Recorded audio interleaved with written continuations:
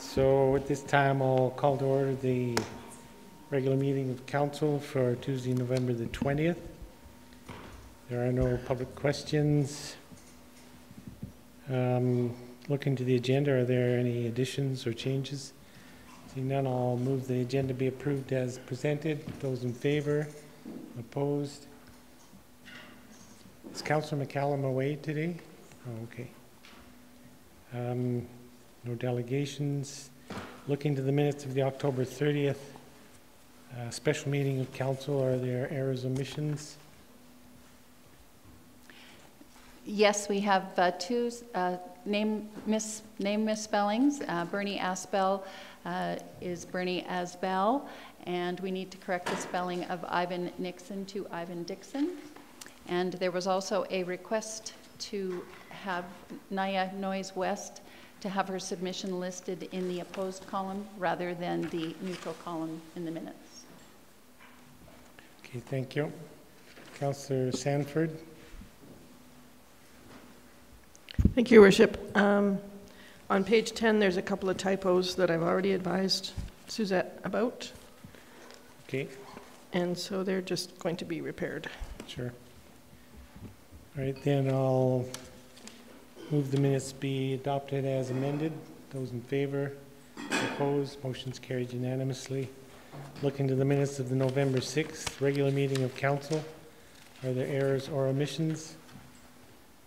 Seeing none, I'll move that they be adopted as presented. Those in favor? Opposed? Motion's carried unanimously. Moving on then to item F1, Land Use Bylaw 2018-22. Ms. Ramos-Strankman.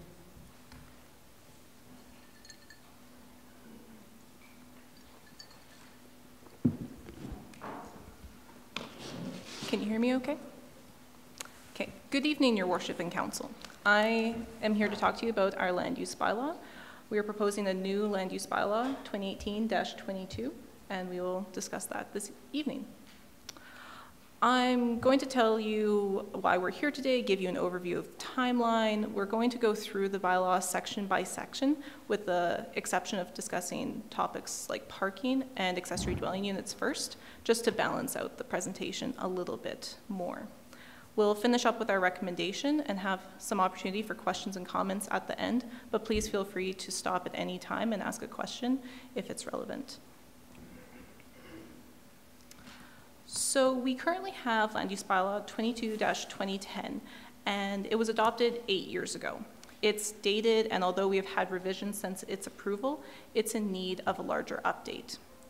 Because of changes to the Municipal Government Act, council-directed changes, community members and organizations have brought up other items, and even internal administration changes, these have resulted in very large changes, and we are coming up forward with a new land use bylaw rather than just a little revision. So by the end of today, we hope to have first reading be accepted, as well as having a public date or public hearing date set.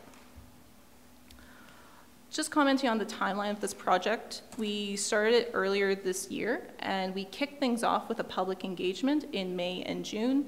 This was sounding boards, pop-up events, an online survey, as well as workshops. We have been working on our land use bylaw development during the summer and fall, and we have first reading to you today. Moving forward, we hope to have public engagement throughout December and into February, with a public hearing on February 5th, and then second reading brought to you in spring of next year. We're taking a slightly longer time with our public engagement this time around because it is such a big project, and the scope has increased since we first started the project. So, just sorry, before you go on, could you just elaborate a little bit on the difficulty of trying to use a red line version in this particular bylaw? Maybe. We are presenting a new bylaw, and I know that's an overwhelming document. I believe that's it sitting there in front of you, Your Worship.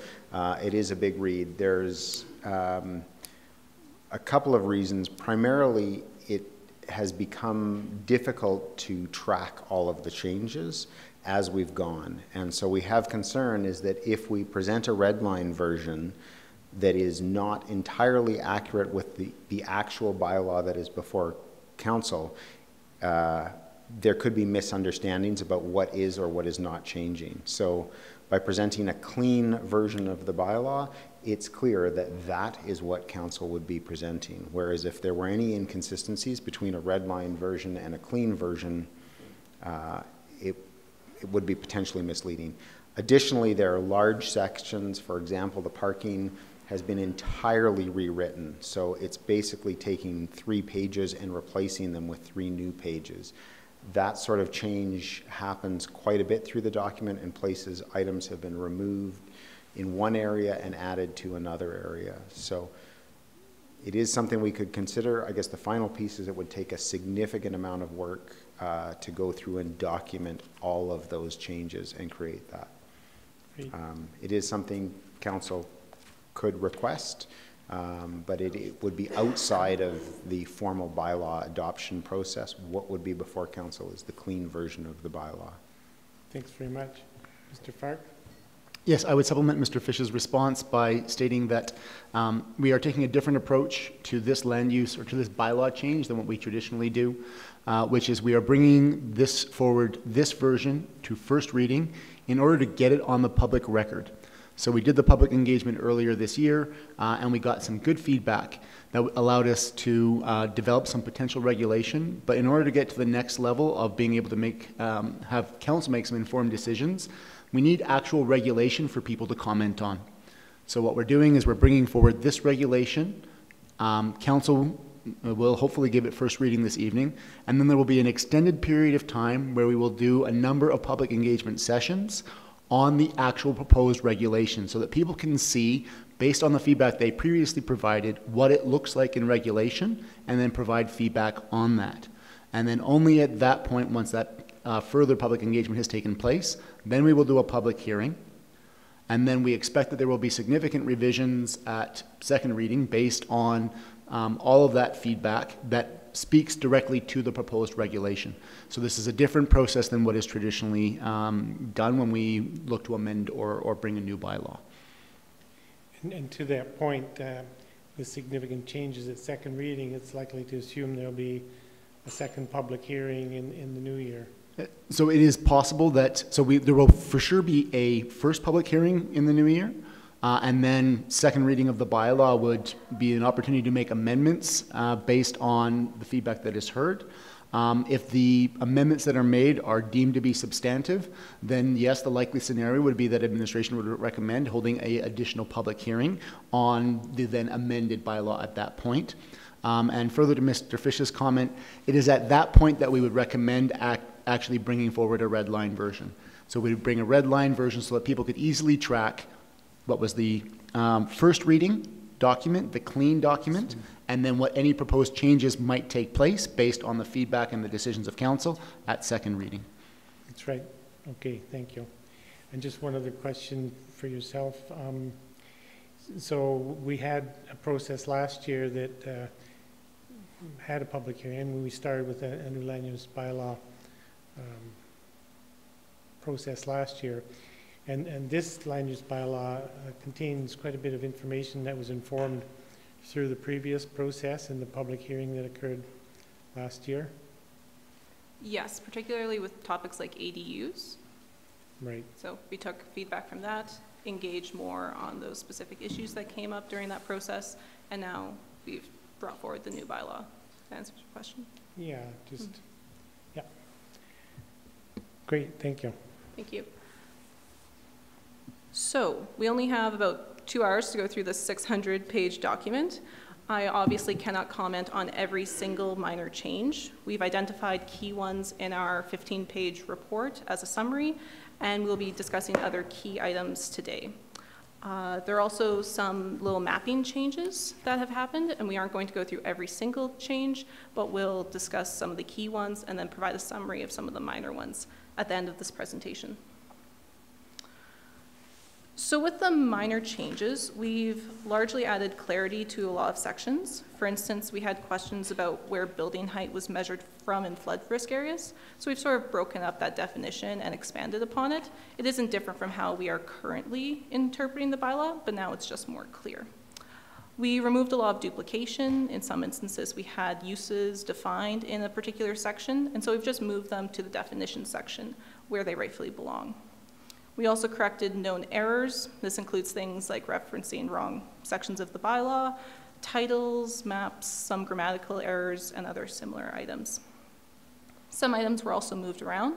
For instance, our administration section has been, had some regulation around solar collectors. It really didn't fit in there, and so we've moved it to our general regulations. So just know that there's a lot of these other minor changes that have occurred throughout the bylaw. And while we're talking about administration, this section had a lot of minor changes. Again, in the interest of time, I'm not going to go into each individual one. We moved some definitions to the definitions section, rearranged a lot of things, and made some minor changes as a result of the Municipal Government Act regulations. I will, however, mention one minor change that has potentially a big impact on the bylaw. We're proposing to define the word should. This definition of should is the same as our municipal development plan. We use the word should a lot throughout the bylaw, and it would be very helpful to define it here, just like we do with may, shall, or must, and this will also help administration review applications. So I'm going to take a little break from presenting, if there is no questions about that. Just on that last slide, the should, I recall quite a discussion about that at the last public hearing for the bylaw last year.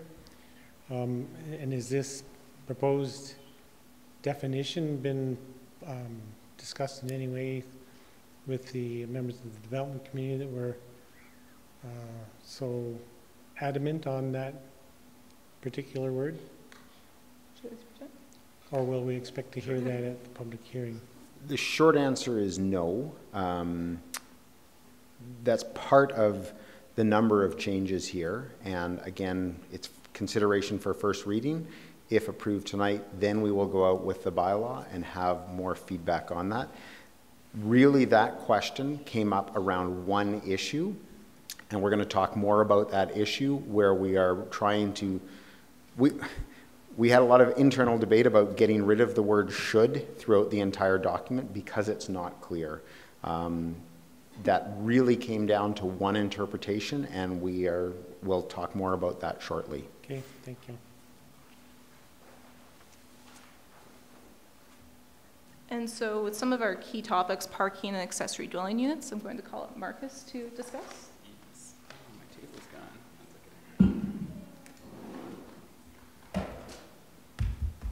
I see you've brought your assistant this evening. My assistant is here. Fingers crossed this all works out. Attention span of a 3-year-old is probably about 25 minutes, half hour, so I'm going to try to get through all this and not on time, if not sooner. So let's go around here. Okay. Parking. Let's talk about parking. Lowering the requirements, enhancing the need for bicycles in town, and just looking at it from a different scope. So with the parking, I'll just give you a quick high-level overview. You've likely heard this before the summer, but we integrated, the ITP, the integrated transportation plan this summer. What we realized from that is that it's identified, some road network capacity issues. We're looking to get a 40% hike and mode share from now until 2030. And we're trying to be proactive with our approach versus reactive. So that's what the ITP asks us to do. And this is what we're trying to do with the parking revisions. So I'm sure you've all seen this map here as well. As you can see, shown in the red and in the orange, these are like the main feeders into the downtown. These are where we're going to see our issues if we don't change the way we do development now with regards to automobile-oriented developments and with the current parking requirements. So making the change, what do we have to do? We have to start, to combat these road capacity issues. So how are we going to do that? We're looking at promoting transportation alternatives, transitioning away from auto-centric developments. And I want to be clear when I say that this isn't an attack on the automobile. We all use automobiles. We're all likely owners of them. We're not going to get rid of them. We're just looking to change the mindset about, if I'm in Kananaskis Way, how do I get downtown? Those are the commutes that we're looking to change with these updates. And like I said, just getting people to think about the alternatives. So it's, it's not only about the bikes, we're also looking at transit, trail connectivities, sidewalk connectivities, and complete streets. So it's a multifaceted issue, and that's what we're looking to achieve through the bylaw, and that's only one step. Engineering is going to have a large, hand in this as well. So you'll be seeing a lot more work from them coming forward. But, we're going to start to go with the parking amendments, and at the end of the day, this is going to be, it's going to be a culture shift. We're going to propose some changes. I'm going to hear some grumbling about it, but at the end of the day, we need to be looking at the issues that we have at hand with the existing, like the road network, which is in place. And if we don't change, the way that we're developing, it's going to fail, and we need to look at alternatives. And we are completely open, to other alternatives that we're proposing in the bylaw, but, here's the first step, towards making those changes. So I'll walk you through them. So quick wins, what do these look like? Rounding the parking calculation. So if you look at automobile parking calculations within Land Use Bylaw as they currently are, if you're doing a development and the parking requirements turn out to a fractional number, so let's say 1.3, the practice is to round up to the next whole number. What we're actually looking with automobiles to do moving forward is if you're 1.1, 1.4, we're going to round down, and anything 5 and up, we'll go to the next whole number. So just using, the basic mathematic rounding principles. When it comes to the bicycles, we're always going to round up. So if your development requires 24.2 stalls, we're going to go up to 25. Greater focus on bicycles. So what does that mean? We've actually now defined short-term and long-term bicycle stalls within Land Use Bylaw. So when you're looking at the short-term stalls, what you're going to see are those U-racks that you see outside of a main entrance somewhere. So just right outside the doors here, we have some U-racks. And that's just meant, for those quick trips into a building, in and out. But then we also have long-term stalls, which are something slightly different. And that just means that, the visitor's coming for a longer amount of time. So they're going to be in the building longer. So those stalls, could look like the shed that we have out back, a covered bike rack, or it can be, an indoor facility with wall-hanging racks, a shower facility, that kind of stuff. So that's what we mean when we say long-term and short-term. And that's a completely new concept to Land Use Bylaw. Change of use applications. This is one that planning currently struggles with, and we spend so much time, and it's a necessary time. So, for example, let's use the Pan and Go across the street. If they, want to change their use from an eating establishment and they want to go to, let's say, a retail store, but they're not, they're not going to add on an addition to the building, either a second floor, something onto the back. They're just going to be using the existing space, we're essentially saying that's fine. We don't, like have any issues with that. And any sort of, like the previous parking approvals, those would stand. We wouldn't be looking at it at a use on the base of, oh, well, I want to do like a retail store. Now I'm short, I'm like one stall. The one, like stall that they're short, that's not really an issue to us. And that's where we're sort of heading, is move away, from the autocentric designs and look at alternatives and reduce parking. The engineering and construction guidelines. So we've actually moved now all the parking, all the parking design criteria and all the standards. So what those, actually look like. Are they on 45-degree angles, a 90-degree angle? What's the width, the length? We decided to actually move those into the EDCG document because we just don't see the need to be arguing over, well, is your stall 65 degrees versus the 60-degree requirement? We're not going to grant a variance for that stuff, so we're just saying move it all into engineering. All we're really looking for is, are you providing the parking? So we decided to actually move that all to the engineering and design guidelines. The baseline reductions. So let's talk about this. Town-wide, what we're looking at for all the uses in town is anywhere between a reduction of 8 to 15%. And what we're looking at is, defining, the uses and looking at the parking, but not from so much of a space requirement of, I don't know, let's say my eating establishment is 400 square meters, which would be really big, but let's just say it is.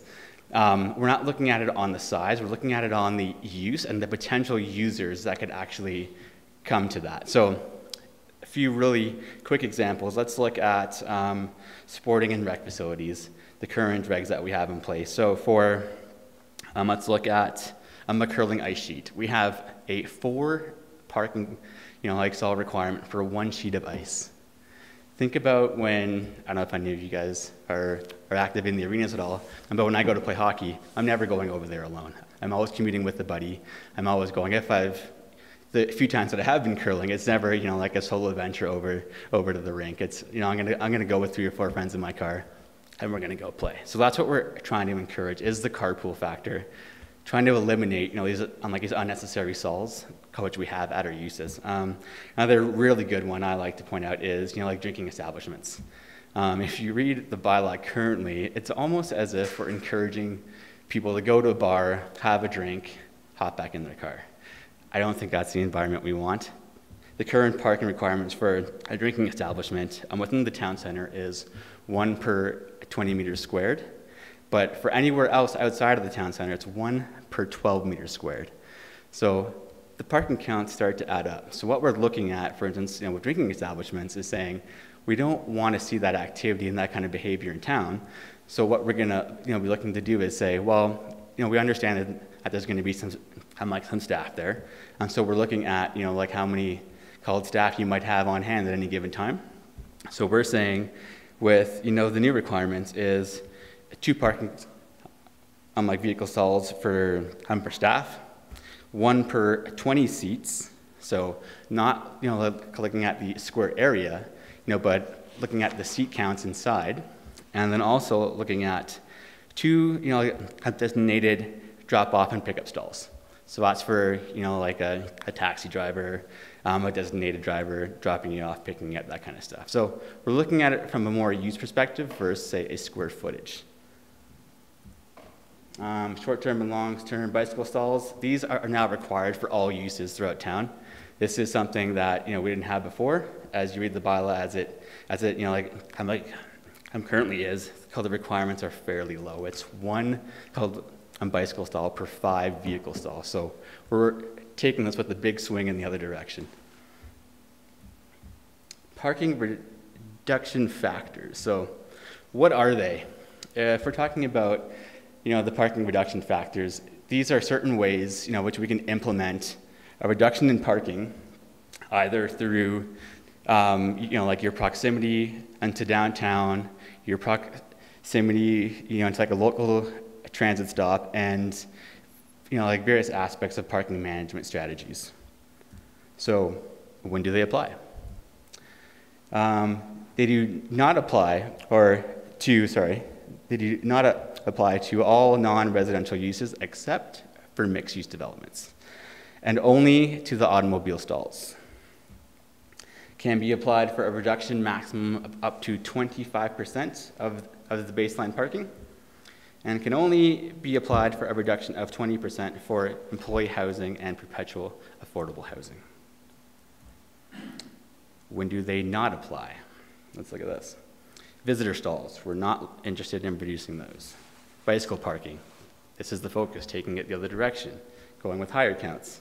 Loading, low density residential, and I've listed them all here: single family dwellings, duplexes, B&Bs, and I've highlighted these last three here: townhomes, apartments, and live work. And the reason why I've highlighted on those three in particular is because when we're looking at the reductions to the overall parking, we just went through last fall, I believe, with a fairly like an extensive review of a direct control district on 120, 130 Kananaskis Way, which I now believe is being referred to as 159 Canmore.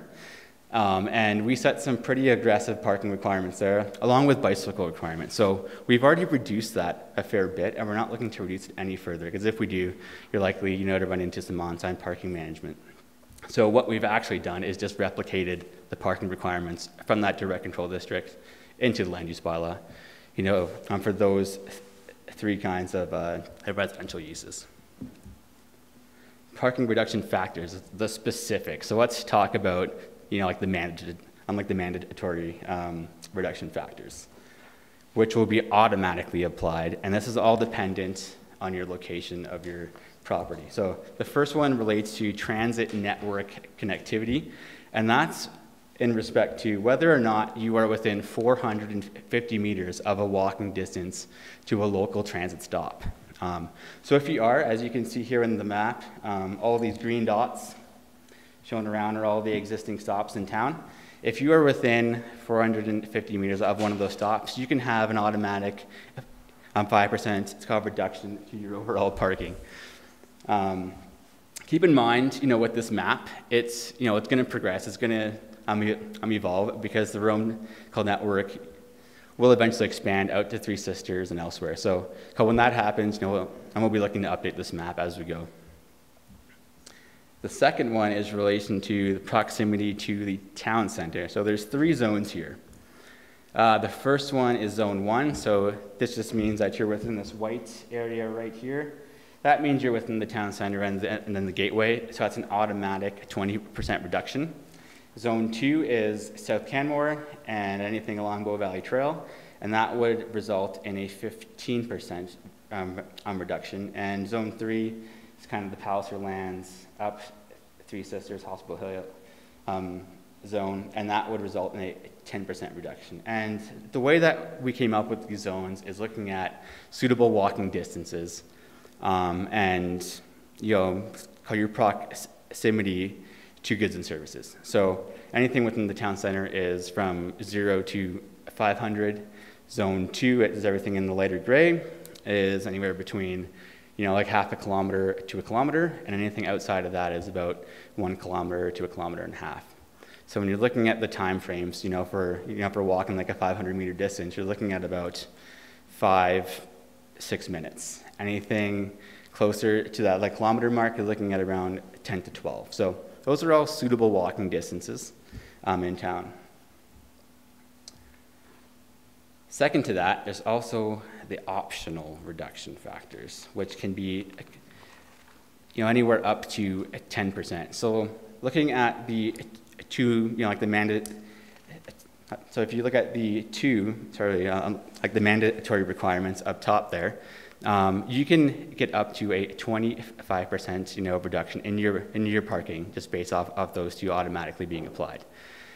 If a developer or an applicant came forward and said, I still feel like I'm overparked, I'd like to reduce it a little bit further, there are the options to look at these optional reduction factors, which you could then like compound on top of that for up to a like a 35% reduction. And these all relate to unbundled parking, car share programs, shared parking management, and the parking management fund strategy, i.e. the cash in lieu policy, which is currently being updated by engineering. So how did we come up with these numbers? Did we just pull them out of the sky? Is this all a bunch of hocus pocus? I'd like to think that we actually did some pretty good, like some groundwork here. We ran various tests on existing developments in town, things that are, like currently being developed and were either approved under a DC or even under like an older, or under, the current land use bylaw. So here are some tests. We ran about 9 to 10 sites. I'm not going to walk you through 10, but I'm going to pick 5, which I think are fairly relevant here in town. Everybody sort of knows them. They're sort of a profile site. So first one is Shops of Canmore. We look at the existing like land use bylaw regs. That would suggest that we need 126 automobile stalls and 26 bike stalls. With the new regs in place and the reduction in the parking and a greater focus on bicycles, we're looking at 120 automobile stalls, 152 bike stalls. So you can see the split where we're going, and you're probably looking at the bicycle stalls and saying 152, that seems quite excessive. From the research we've done across Europe, like the Netherlands, we've looked at various communities throughout the States. This is not too far off. And if you look at the European standards, they're actually far more progressive. It's called like the bicycle stalls are almost like double. So we're taking an approach in an aggressive manner in like terms of the Canmore context, but if you're looking at it from a European perspective, where they're the most progressive with bicycle standard requirements, they are light years ahead of us still, even with this update. Just before you move on, the Lookout Ridge, then the transition from 84 stalls existing to 63 under the new land use bylaw. Was some of that reduction, or what's prompting that sort of a reduction? Is it the proximity to the transit stop, or? No. So when we looked at the Lookout Ridge site in particular, what we did was we used the parking requirements that we did, for 12130 Kananaskis Way, and that's just called the reduction, simply, from using those progressive parking calcs, not the current bylaw standards. So, and because it is residential, we're not, it's called like factoring in the proximity to a transit stop or anything to that extent, because those numbers are already so far reduced. Okay. Yep. Save on Foods. Currently, the way it was approved, 150 automobiles, 155 automobile stalls, 31 bicycle stalls. With the new regs, you're looking at 107 automobile stalls and 153 bicycle stalls. That there factors in a lot, like more with the mandatory requirements for the reductions, because they are within, like 100 meters of a transit stop. They are within the town center area and the Gateway District, so that automatically triggers 25%. A tin box, 10 automobile stalls, 2 bicycle stalls with the current regs, 8 bicycle stalls, 14 bicycles, or 8 automobile stalls, 14 bicycle stalls with the new regs. The next one I think is fairly interesting, and I'll explain why in a minute. So the Pika building, just across from the Rocky Mountain Flatbread Company on the corner of 10th and 8th, they had required initially 60 automobile stalls and 12 bicycle stalls. They actually gave us 30 stalls in cash in lieu. And that's one of, one of the biggest limiting factors for development in the town center is the cash in lieu. That's $40K a stall. So looking at this could have helped them out quite significantly. Looking at the parking demand needs there, so 40 automobile stalls and 133 bicycle stalls. And then we went over Lookout Ridge. So that's the update on the parking regs. I'll open that to any questions you might have before I flip on to my next section. Just wondering on the proximity reduction zone that you were talking about, was there any, during the period of consultation with the community and the business community, was there any specific input received on that aspect of the land use bylaw? Yes, so the input, that like we've received in relation to this map here in particular, and I think this is the one you're referring to, John. Mm-hmm. There was quite a bit of input. A lot of it was specifically related to the cash in lieu policy within the town center. That's where we're seeing a lot of the issues is putting up a development, not having adequate space for parking, and then having to come up with 300 or 400 K to get the parking as cash in lieu. So having this here just emphasizes more of what they're looking for is reductions in parking, not having to go out of pocket to compensate, for not having the space. Okay, thank you. Councillor Sanford. Thank you, Worship. Thank you for the explanations about parking. Mm-hmm. Just going back to that chart that you just showed us. Sorry, the last one. So that. Yeah. So that you're just using this as for comparison purposes. Yes. And this would only be possible if those properties were redeveloped? Correct. So you're not going to retroactively apply any of this, right? Okay. No. Okay, just checking. I did have a question for you about the bus parking stall that's referred to on page 151, 3.4.11.3. 3.4. 151 in my agenda package, but I don't know if it's the same. 121. There's just a reference to on 121. So the equivalent suggests that one bus parking stall should be equivalent to 15 car parking stalls? Yes. So if you're providing one parking stall on your property, is that correct? Right. Or one bus parking stall? Yes. And so it would be, the designated, it's called length of a bus, would only be used for a bus. Mm-hmm. And where we came up with that, the number is, you have approximately 25 to 30 people in a bus. And if you were to carpool and say 2 people a car, it's approximately 15 vehicles. So by having a bus there, that's equivalent of 30 commuters in. So the bus, I'm not sure how Can I just that add, is equivalent. to correct me if I'm wrong, but that is a current regulation. I do believe it is staying. So we currently have the provision of bus parking replaces 15 parking stalls. Okay. So this is not a change in the bylaw. Okay, so it's just a direct. Existing. And is that for like a bus pull-in or just leaving a bus on that property, for instance? So, like the parking requirement, would have to be specific, to the actual site. So for something where you might see that could be, like a hotel. You have like a large, like a tourist group coming in from out of town. They have 30 people with them. They're all commuting in on this one bus. The bus is their main mode of transportation to get to, like Banff, Louise, that kind of stuff. So that's where you would see that kind of thing implemented. Okay, so it's not just a drop-off zone or a pickup zone you're talking about? No, it's a permanent You're kind actually of, talking you're there about overnight. a stall. Well, I guess they have those at Save-On or something, don't those long stalls?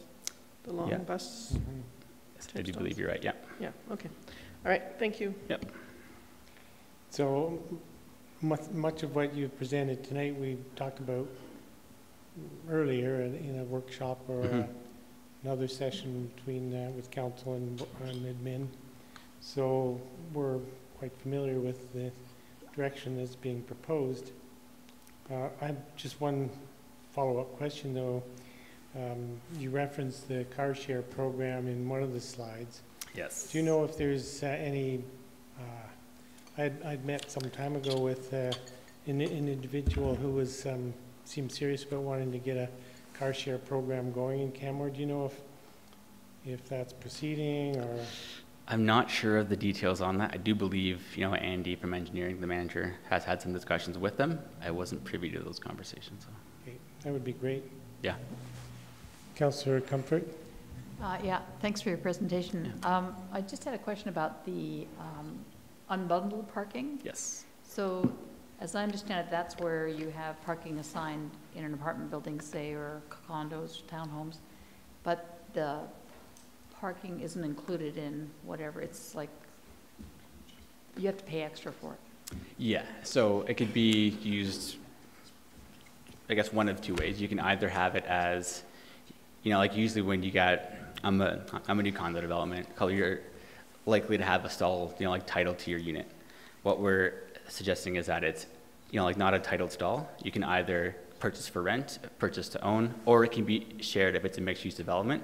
That stall could then be shared, and then it's just up for, like whoever's there to use it. So it would be unassigned? Yes, an unassigned stall. Okay. So how does that work with the unassigned one? Who holds title then to those parking spaces? That would be the condo board of the development. Okay, thank you. Thanks very much for your presentation. Okay, I will keep rolling because I've got, looks like she's doing okay. Yeah. Thank you, Kyle. Yeah. Okay, accessory dwelling units. What we heard at the public engagement was that there is mixed opinions about, whether or not we'd have a percentage restriction on the amount that could happen within a street. Some were saying, yes, we should restrict them, to a certain amount. Some were saying, no, we don't care, we want to encourage them. What we really took away from the public engagement was that people were really I'm interested in increasing unit size and restricting the building height. So that's where we really focus our ADU comments and our amendments. You've seen this table before. This just kind of shows where all the accessory suites are going to be allowed. Essentially, we're looking at including them in a larger area within town. I'll flip to some maps here. Key district changes for secondary suites, which are attached. Single family detached dwellings are all allowed in R1 now, and they're permitted. Previously, they were discretionary. Permitted within duplex dwellings in R2 districts, discretionary in the MHR district, and permitted within existing duplex and single family detached and higher density districts. With regards to the detached units, as we currently know them as the garden suites, we're looking at single, permitted with a single story, with a single family detached home, and 1 story plus loft units are discretionary with a single family detached home when they have access to a street and lane. So where did we really make the changes?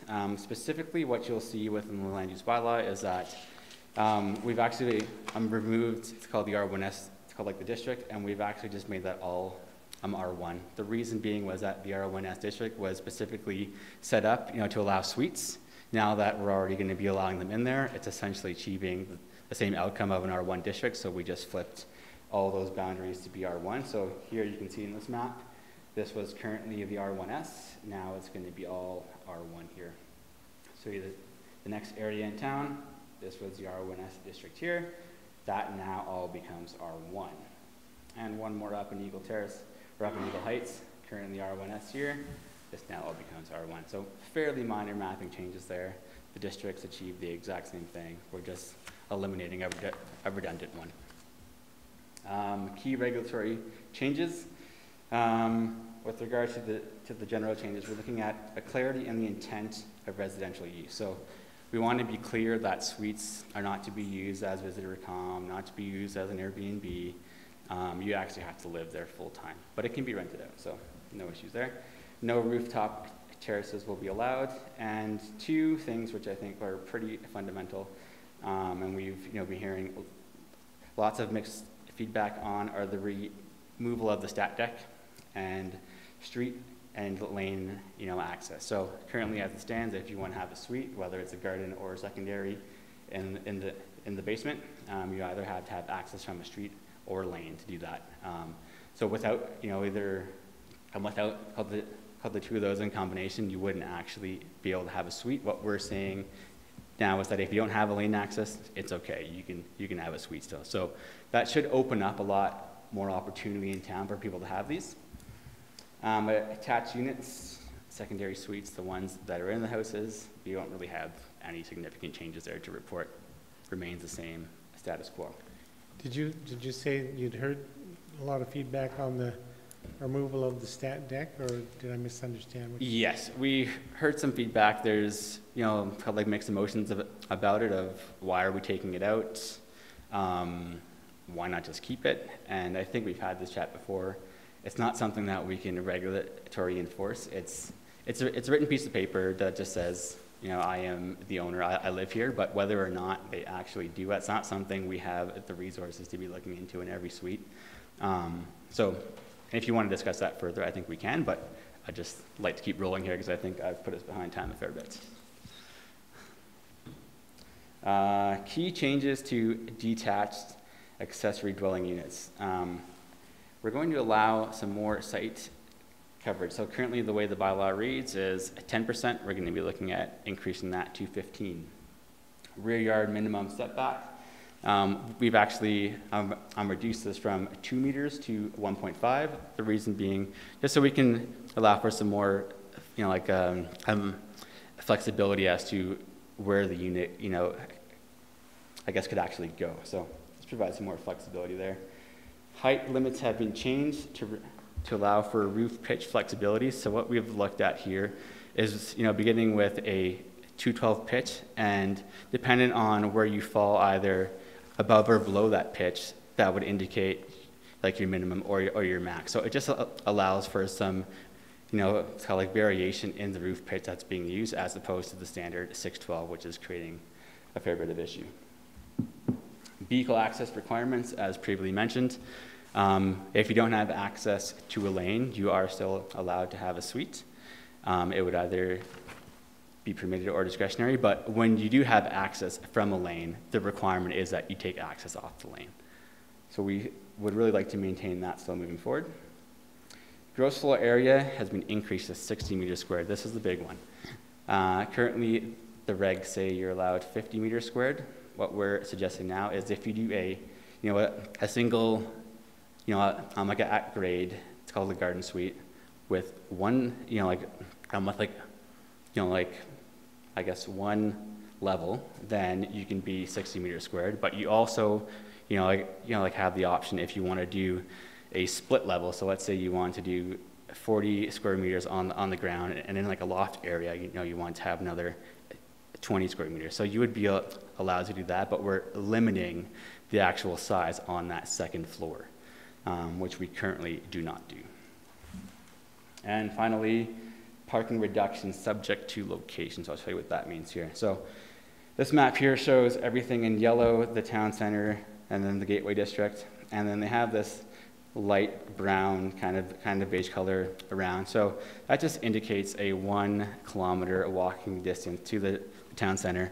And if you're within that area, and we will redefine this map a little bit clearer, with like the property lines on it actually shown, so it's clear as to which properties actually apply. You have the option to then waive the parking requirement to have a stall on your property. And the same would apply if you're within 450 meters of a local transit stop. So similar to the map I showed you for the parking regs, same map applies. If you're within any one of those green dots and within the light, like brown area, then you can have your parking requirement waived if you so wish. I think that's it for accessory dwelling units. Questions? Councillor Hillstead. Yeah. Thank you for your presentation.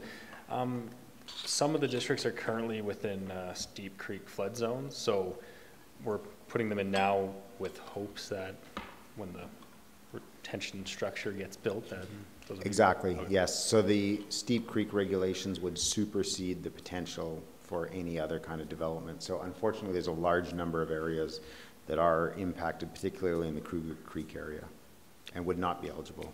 Thank you. Yeah, you're correct.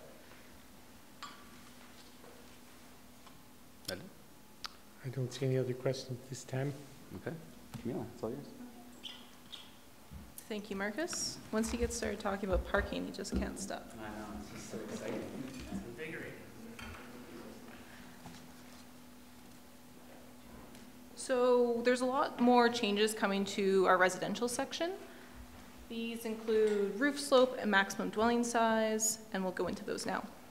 We engaged the public on roof slope, although we proposed it as architectural style because we have a lot of restrictions in our bylaw about what type of roof you can have.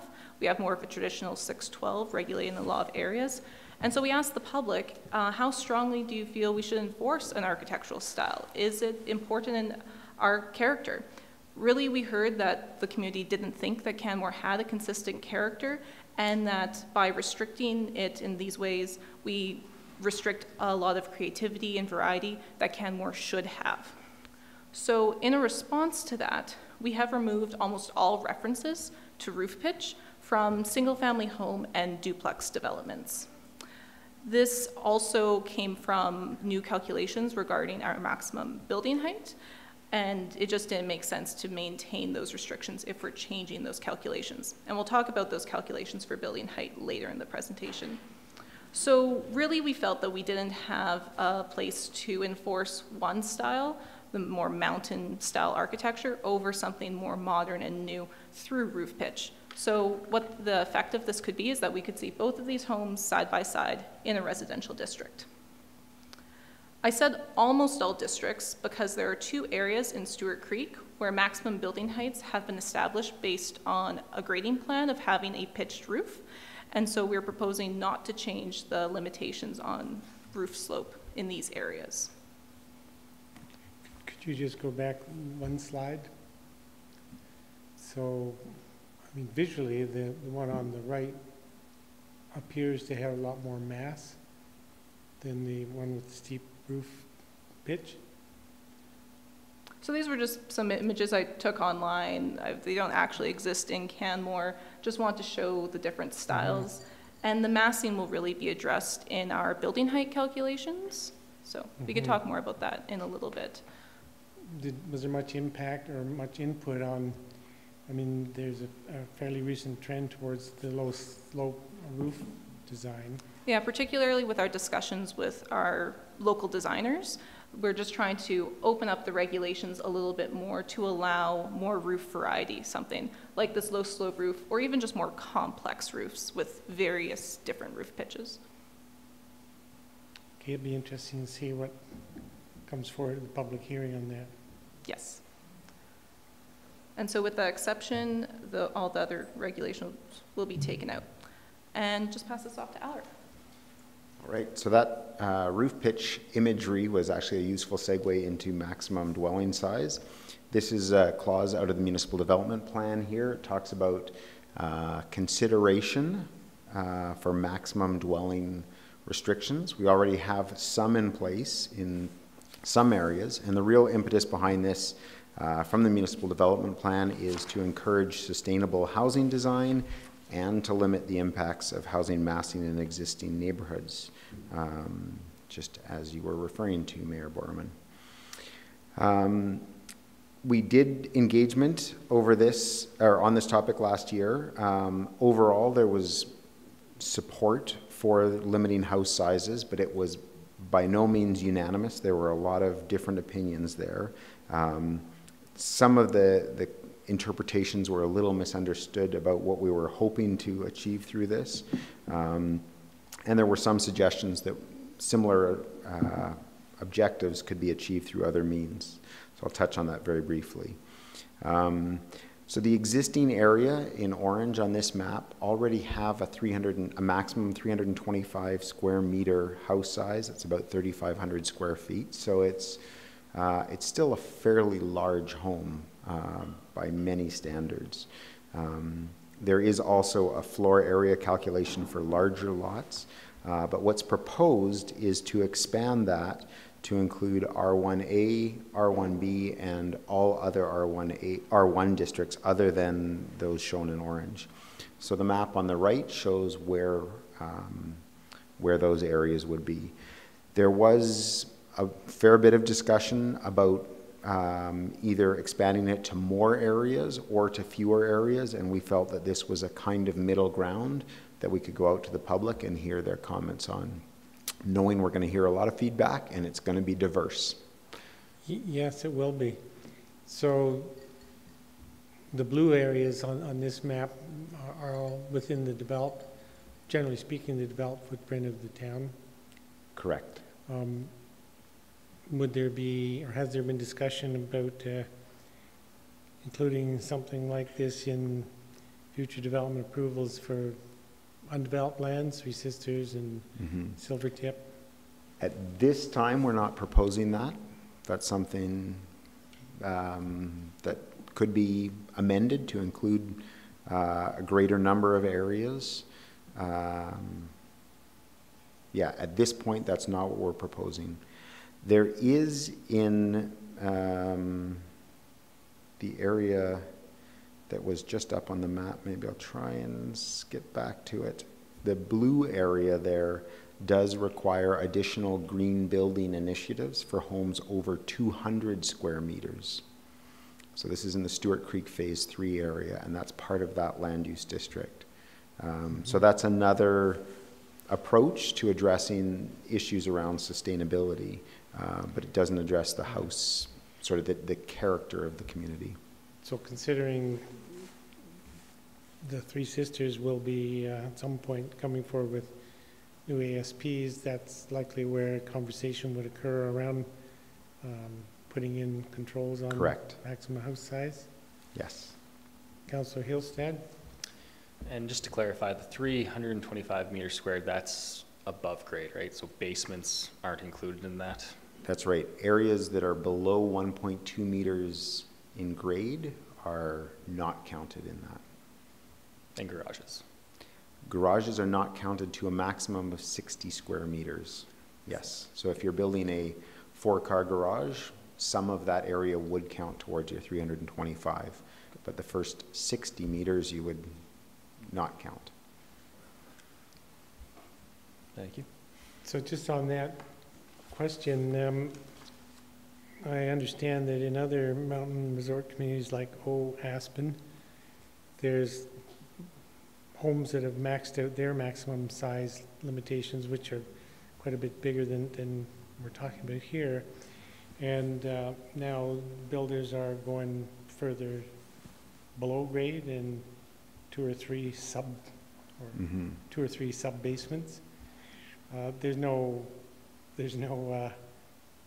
verbiage. There's nothing in the land use bylaw that would control that. Correct. You and Councillor Hillstead are correct. There is no limitation on below grade as it's currently written. So it certainly has sustainability impacts. When you're building into the ground, there's a lot more material in and out, and then the space is then heated space. It does, however, not impact the neighborhood character piece.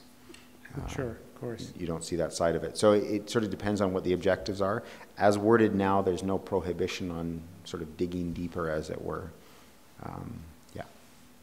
Okay, thanks. This results in one change. There's one neighborhood that we feel is not consistent with the proposed restrictions on house size. There are already a number of larger homes there, so we're recommending moving them to a different land use district. There are a number of other alternatives. I'm not going to go through them right now. Really what we're presenting to council, and if approved tonight, what we would get feedback on is on that map that I showed of the blue areas. Alternatively, to achieve some of the same goals, we could consider limiting the number of stories of new construction. Traditionally, homes in Canmore were single or double story, and increasingly we're seeing a greater number of third story, even in moderately low density single family duplexes, and this is a fourplex in the photo. And that third story is really adding a lot of both mass and structure to the site. So council could consider, although it's not presented here tonight, to limit houses to 2 stories. This may decrease land values marginally. It may simplify to some degree application processing. As you were talking earlier about height calculations and things like that, 2 stories is pretty simple to assess. It would be challenging on sloping sites and properties with basements, but it may help maintain some of the character in the existing neighborhoods with smaller smaller buildings. I'm going to leave it at that unless there's any other questions on house size and options related to that. Just thinking about this, I'm interested in the discussion on limiting new development to 2 stories, but I think I'd rather hear what sort of input we get from the public in the next few months on that. But because it's not in the proposed land use bylaw, it may not get a lot of comments. So just sort of putting it out there now that it's a possibility to bring back at second reading a limitation on the number of stories.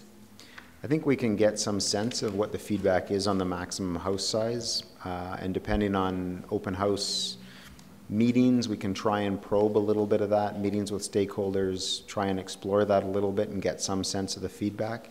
If council wanted to see definite feedback on that, as you're suggesting, it could be an amendment made at second reading, but absolutely then I would suggest another public hearing if we were going to make a substantive change. Yeah, for sure. Such as Anything that. significant at second reading will require a second public hearing. But it would be interesting to get meaningful feedback from the broader community on that. Okay, we'll give that some consideration and think about how we can incorporate some of that probing or exploration of that. Oh, sorry, there's Councillor Sanford. Thank you, Worship. Wouldn't the maximum height restrict that second or third story? I mean, isn't the height restriction what we're after as opposed to how many 2-story or 3-story? So that's another mechanism. There is at least 1 or maybe 2 areas of town where the height limit is significantly lower. It's 6.5 meters instead of 9.5 meters. So we generally see smaller homes in those areas. So that's another option. And is that being retained in the new land use bylaws, or? The maximum height values are not proposed to change based on anything right now. Okay. So I'm just wondering how you get a 3-story building if there's a maximum height value. The current land use zones generally allow for what I would call 2.5 stories, although increasingly over the last 10 years, we've seen that half story become a fuller story. And we're rarely seeing applications where we're not having extensive discussion with applicants about what is on that 3rd level, on that loft level. And the interpretation of what is a loft, what is built into a roof is it's a difficult conversation to have because it's not entirely black and white. And the height restriction doesn't control that? That's right, because we're seeing an increasing number of dormers, lower pitched roofs. There are a number of ways to work around the maximum building height. Yeah. Okay, thank you. Councillor Comfort. Yeah, I was wondering, on the 2-story, 3-story deal, would there be an opportunity at the open houses and on any online participation to say, how do you feel about this to the public, to sort of gauge whether, and I think, I know myself, I find the photographs or drawings very helpful in making the difference, because the 2.5 stories quite often look like 3-story buildings to me. So it'd be good to be able to delineate those. Yeah. We can try and investigate some of those options. I was using the terminology, we could sort of try and probe some of the community's thoughts on that. We have to be clear that whatever gets first reading, if we get first reading on a bylaw, that's what the public is commenting on, not too many other versions, because we want to be clear about what we're getting feedback on, what's proposed. Okay. So we can explore that a little bit, but it's, I would say it's difficult to get definitive feedback on that if that's not explicitly what is being proposed. So we'd have to make an amendment now or at second reading? Yes. Okay. And as we've noted, an amendment like that at second reading will pretty much kick in a second public hearing, which is okay. Any other questions this time? Seeing none? Okay, I'll keep going quickly on commercial land use districts. Generally, there are some minor changes, but the bigger change is a requirement for employee housing associated with visitor accom or hostile developments. This is response to public engagement, a number of existing council motions to try and address the employee housing challenge. It's difficult, but we want to try and increase the supply of employee housing, and hence what is being proposed here would include a requirement for employee housing in a new area.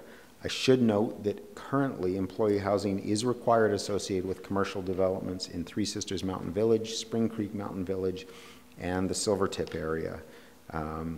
But there are no other requirements in other areas in town. So what is proposed to change is to add a requirement for on-site visitor accommodation housing associated, as I said, with those developments. But we have limited that to the Bow Valley Trail area as shown on this map here. We're not looking at including other areas. There are almost no other areas in town where we would expect visitor accommodation and hostile development to occur, other than the other three areas I mentioned. We will continue to work on a broader approach to employee housing for other businesses, but at this point, that issue has proven complex, and we don't want to slow this initiative down. So that's the employee housing piece. Are there any questions on that? So why is it that the direction is to have that employee housing on site rather than just to provide employee housing associated to the property? The challenge comes in the long-term management of it off-site because it's on a separate legal title. So if business X that is operating at this location at 123 Main Street has employee housing in an apartment building, there's nothing to tie those two requirements legally together. So while they may operate employee housing there for 5 years, they could then sell that property and there would be no mechanism by which the town would be notified or that requirement could persist to a different location. It would be challenging to. We could look at it, but it's certainly more complex. And what sort of monitoring opportunities are there if for a hotel property or an accommodation property that does have on-site employee housing? What certainty is there that they're not renting in those rooms out by the night to visitors? It can be a little challenging. There are a number, I haven't gone into the details of the design requirements, but the intent in the design requirements are that the units be designed in a way that make them awkward to put into a rental pool associated with a hotel or a hostel. They're in a different location. They're accessed through sort of a kind of private part of the operation as opposed to in a separate unit that would just be next to a number of other hotel rooms. So we've tried our best to address that concern. Is it going to be perfect? Perhaps not. But we've tried to address that. Okay, thanks. Councillor Comfort? I just wondered about the on-site employee housing. I know our community down the way to the west of us, that people lose their housing when they lose their job.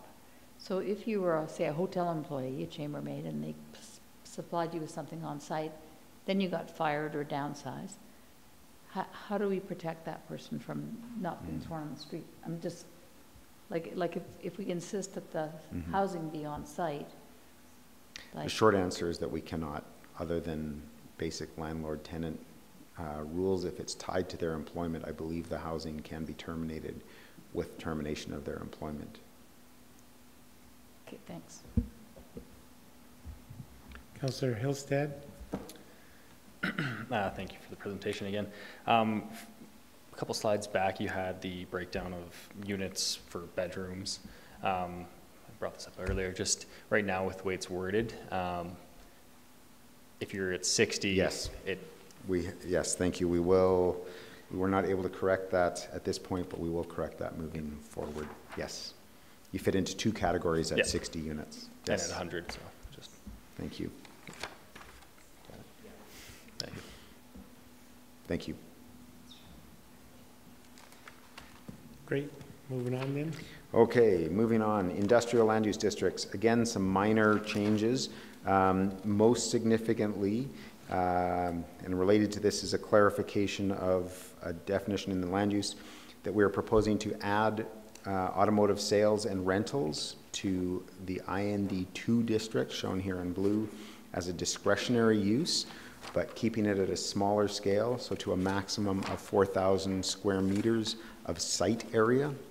So it could be on a larger lot, but the automobile sales and rentals portion would be limited to that 4,000. For comparison, some of our other major auto dealerships in town are about twice that size. The new Ford site is about 8,000. The old Ford site was about 9,000. The Canmore Chrysler is actually on 3 different lots, but totaled they're over 8,000 square meters. So we're looking at allowing a small scale operation to be possible in this district, but not not a major dealership that we would see in other areas. One other addition, we are adding the employee housing use as a discretionary use to the Southern Business District. It was in the Bow Valley Trail District as part of the Bow Valley Trail redevelopment plan. This area got turned into this light industrial, the Southern Business District, and employee housing didn't get copied across. And it seems consistent that it would be subservient to the primary use, but consistent with our intent. Similar to the regulations for IND2, Milk Run? Yes.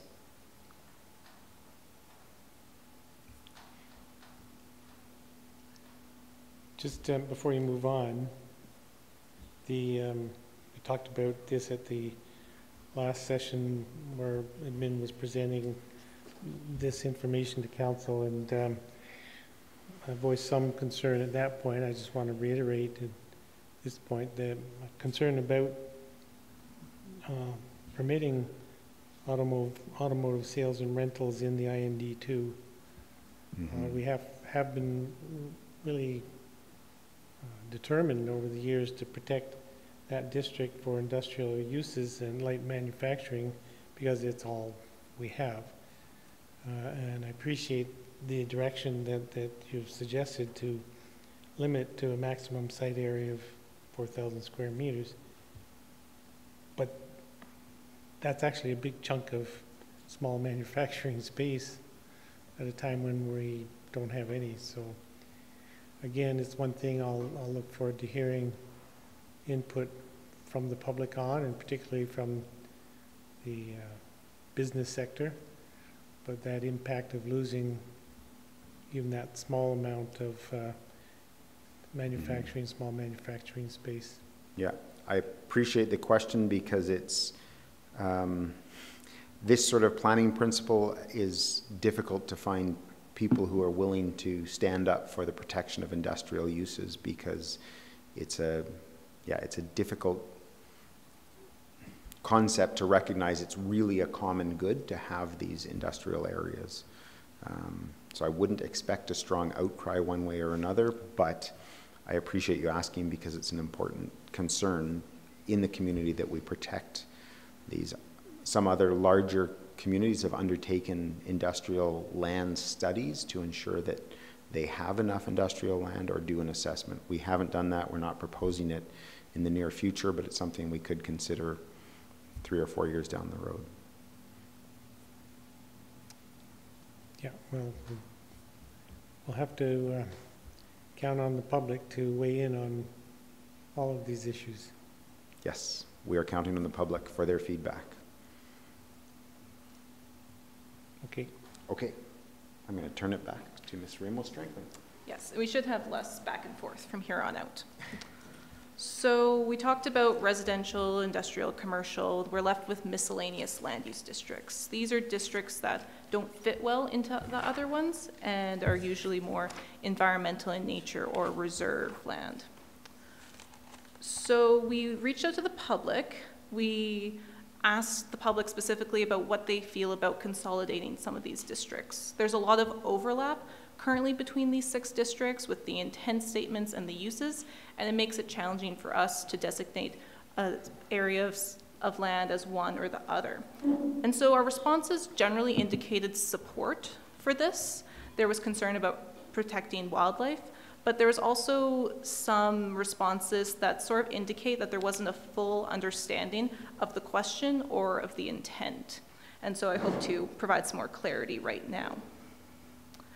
So like I said, there was a lot of overlap between these districts, and so what we are proposing is to actually remove 2 of them. These are the UR1 and the NP. Both of these exist only in one area of Canmore, and it really became redundant to have them here.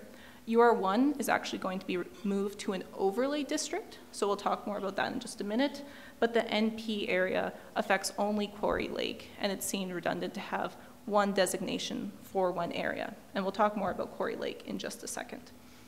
We are also proposing to rename Wildlands Conservation District to Conservation of Wildlands District. And while this might seem minor, we really hope that it will help explain more to the public that this is not the same designation as a provincially designated wildlife corridor. So we're just changing the words around a little bit to help with that intent. So we changed a lot of purpose statements. I don't expect you to read this, but just know that we've shortened them, we've made sure that the statements don't overlap, and we've also added clarity. One in particular I'd just like to bring to your attention is for urban reserve. We've changed the word protect to designate, just to be more clear that urban reserve is for future development. So just a question on that. Why wouldn't we consider also changing the name of that district the same as WC to CW to underscore that fact that it's not in fact a reserve, it's held in reserve for future development potential. Mm-hmm. And we obviously could, administration sort of felt that it served the same intent, but council could direct a new title for this to help show the public the intent of this district. We've also changed some of the uses around. I won't go through all of these, but again, for the UR, we've removed uses including cemeteries, cultural establishments, and kennels. And this just helps reduce the amount of overlap in uses between these districts.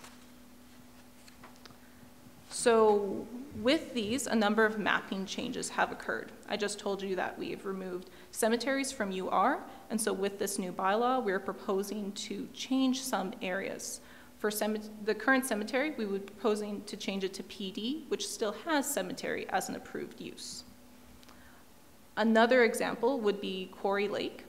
Like I said, we only have one NP, and it became somewhat redundant to have it, and we are proposing to change this area to both CW and PD. We say this because the orange area you see on this map is a habitat patch, and it really falls best under our Conservation of Wildlands District, with the rest being PD. However, we just want to note and make you aware of the changes to the use in this area. Largely, the CW stays the same as NP, but with PD, so the area not in orange, a whole bunch of new uses are now technically available as discretionary. Things like a cemetery, a hospital, potentially. This doesn't mean that we would approve it, but under the land use bylaw, they would be a discretionary use. So we just want to bring that to your attention. And if that was the district, that land is outside the urban growth boundary, isn't it? Is it? Don't know off the top of my head. I don't think so. I thought it was outside the UGB. It's within, okay. And so if there is concern about this, by all means, we could keep it as NP. We just sort of removed it to clean up this section. But administration has no issues with keeping this P, or the area not in orange as NP, if council likes. Councillor Comfort? Sorry, I feel like I didn't do my homework on this one. So the uses under NP, would the improvements that have been put in at Quarry Lake now be allowed under that designation or not? So they would be. Okay. Thanks. It's one interesting, not exception, but note under NP, I realize that formally organized sporting events are not considered appropriate use for that district, and yet we permitted formally organized sporting events there regularly, Bike races? like the, I don't know, Grizzly or whatever, the triathlons and all. So technically they're not fitting under NP. But nobody's noticed, I guess. I haven't. We really don't see much development or application in this area from the administration side. Okay, so moving on to direct control districts, there have really only been minor changes in this section. We've changed references to accessory developments to accessory buildings and accessory uses, just for some clarity. And really, this section of the bylaw contains districts that were explicitly approved by council, and administration just wasn't prepared to reassess these districts in detail. It would be something we would like to do. Some of them just need some modernization and some updating, maybe clean them up because it's quite a big section, but it's something probably for the future. Moving on to overlay districts, you may have remembered the UR1 I mentioned in our miscellaneous. We are proposing that as a new district here called subsurface hazards. So this on the map is the area that had the UR1 designation. It was just to designate an area that had a large sinkhole that we weren't aware of, and so it became a miscellaneous land use district. It really doesn't fit well in that section anymore after we've reassessed it, and it fits better as an overlay. And as an overlay, we can still control the types of uses that would be occurring there. So it's really just moved, and the classification went from UR to UR1 with an overlay district. However, with this change, we would also be including a portion of Elk Run Park into the subsurface hazard, because a portion of it was built over a reclaimed landfill site. And now in our land use bylaw, we would just recognize that. This won't change the park. A park is still permitted to exist there, but now it's at least recognized, and so it can protect it from future development. If there are no other questions, oh. Okay, thank you. We're keeping, hopefully, you engaged and us as well. Since 2013, administration and council have been working hard on Steep Creek regulations, and we are finally at a level of detail where we feel confident that we can put this into the land use bylaw now. It has obviously been a policy piece, and in the municipal development plan, we are proposing the next item on the agenda, some minor amendments to the municipal development plan to be consistent, but this will put into the land use bylaw clarity based on the hazard mapping, which shows overlay zones. So this will be clear which properties are in and out and what development is possible and under what conditions.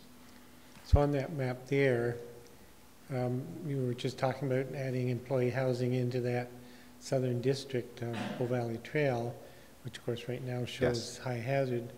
I know that with the mitigation in place, that changes quite a bit, but I honestly don't remember, does it go down to yellow if the steep, the debris dam is in place? That will be a decision, so this map would need to be updated, excuse me, at that time, and all the ancillary risk questions will need to come with that decision. That is our intent, but it'll be a question of what the risk is and what is deemed to be acceptable. So that will be a decision. So that will all change once the structure's in place and the hazards and risks are reassessed? That's correct.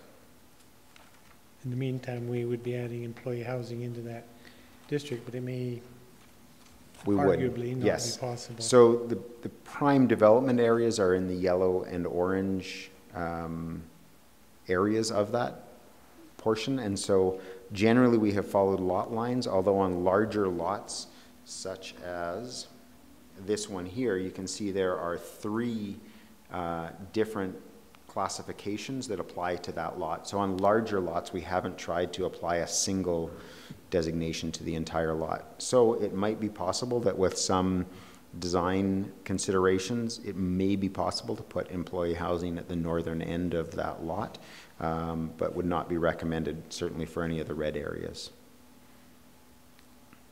Great. Related to the Steep Creek piece, we have updated the study areas and identified hazard zones. This work is ongoing, and this was, we've been working on the mapping for quite a while, and it was a last-minute addition that we are just trying to finalize. We have met with a couple of landowners and have some concerns on the specific boundaries of these, so we would fully expect to amend these areas at second reading, the specific boundaries, and we will continue to work particularly with landowners potentially impacted. Any questions? I don't remember Marsh Creek and all the talk we've had over the last several years. Where's Marsh Creek? I believe that is Marsh Creek. Yeah, there's Smith Creek, Cairns Creek, and Marsh Creek, and they're these. Okay. I believe they're actually these 3 here, 1, 2, and 3, and I can't remember the order. Okay, I'm afraid. there. Thanks. Okay. Okay. General regulations had a lot of these changes. We already talked about parking, so we're not going to go into that one again, but we still have some really intense ones in this section. So while minor, we did make a change to driveway location that has a big impact, and this goes back to our should, shall discussion at the beginning of the presentation. We're proposing to change this requirement from should to must. So now that there's no more concern over whether somebody is perhaps allowed to do this or not. We're just saying you must follow this regulation. We anticipate some discussion in our public engagement on this one. Okay. Our Fire Smart section was recently updated earlier this year. However, during the summer, we've had a lot of challenges with implementation of it. There's difficulties regarding the mapping, and just the extent of the impact of these regulations wasn't perceived at this time. So it was found to be very restrictive. Essentially, it prohibits all coniferous trees throughout town, so any new development would not be allowed to have one. And that largely becomes of the way the mapping is. You can see a lot of red and orange on this map, and depending on the distance you were to any of these areas, you wouldn't be allowed to do certain things, such as plant coniferous trees. You wouldn't be allowed to have certain materials on the siding of your home. And because it's based on this distance, and we have so much red and orange, we essentially said it's across the entire town. And this wasn't really made clear to us when we brought forward. So our current bylaw has a lot of these regulations around this distance to these areas, and what we are proposing as part of this new bylaw is to keep some things and to modify one area around landscaping. We would be keeping a requirement for considering a wildfire risk assessment as part of subdivision. We will also be keeping our rule that roofs must be constructed of a Class B fire rating. And we would be modifying our landscaping thusly. We would be making it a requirement to have a 1.5 meter area around a residential home, so somewhere where somebody would live, of non-combustible material. Say that again. So a area around a residential home, not like a shed or something, of 1.5 meters would have to be non-combustible landscaping. You couldn't plant a juniper bush that close to your home, for instance. Right. And this is to help reduce risk of fire spreading. And yet there's the intent to allow combustible deck materials? So with our 10-minute response time, for instance, a lot of those areas already have higher requirements around that. So it's not a long-term solution, but because our 10-minute response time is so small, most areas in town are held to a higher standard. And I can't recall about decks in particular. Decks would not be considered as part of that, I believe. So you would, under the proposed regulations, you would be able to have a combustible deck. So clearly Councillor Hillstead wants to jump in on this, but oh, so why would we not prohibit combustible deck materials, which are not close to a house, they're touching the part of the house? We're looking into this still. I think the concern is that non-combustible deck material can be quite expensive and less readily available than current practices. So we may have reached a little further than we intended to earlier this year, at the end of last year, and we still want to move in that direction, but we're trying to bring this back, and we will work on various aspects. We're continuing to meet with Fire Smart representatives to have as good a possible regulation and move us in the right direction. Councillor Hillstead? You're good? Yep. So that was another question, I guess, was with this change, you did consult with Mr. Walkinshaw or his outfit? Yes. Yes, he is his outfit. Correct. And he was supportive of allowing combustible deck materials? So Ms. Wojtenko has been meeting with Mr. Walkinshaw on that specific, on the Fire Smart regulations, and we're still trying to find an acceptable balance. We appreciate working with him because he is trying to get the very best practices, but understand that we're not going to change this overnight. I don't know if you wanted to add anything on decks specifically.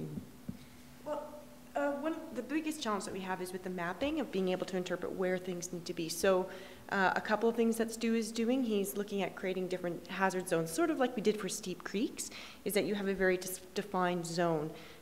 So we're looking at zones, and so depending on the type of zone you might be in, you'd have different standards for landscaping, for decking, for exterior siding, rather than before it was kind of all of town, and that wasn't really the intent. So the interesting thing is, I think, given the fires that are currently happening down south, I've now had a number of calls from different municipalities looking towards us saying, hey, what are you guys doing for this? Because everyone wants to. So I think at the same time, Town of Banff, Cochrane, we're all going to be working together at creating some good Fire Smart regulations.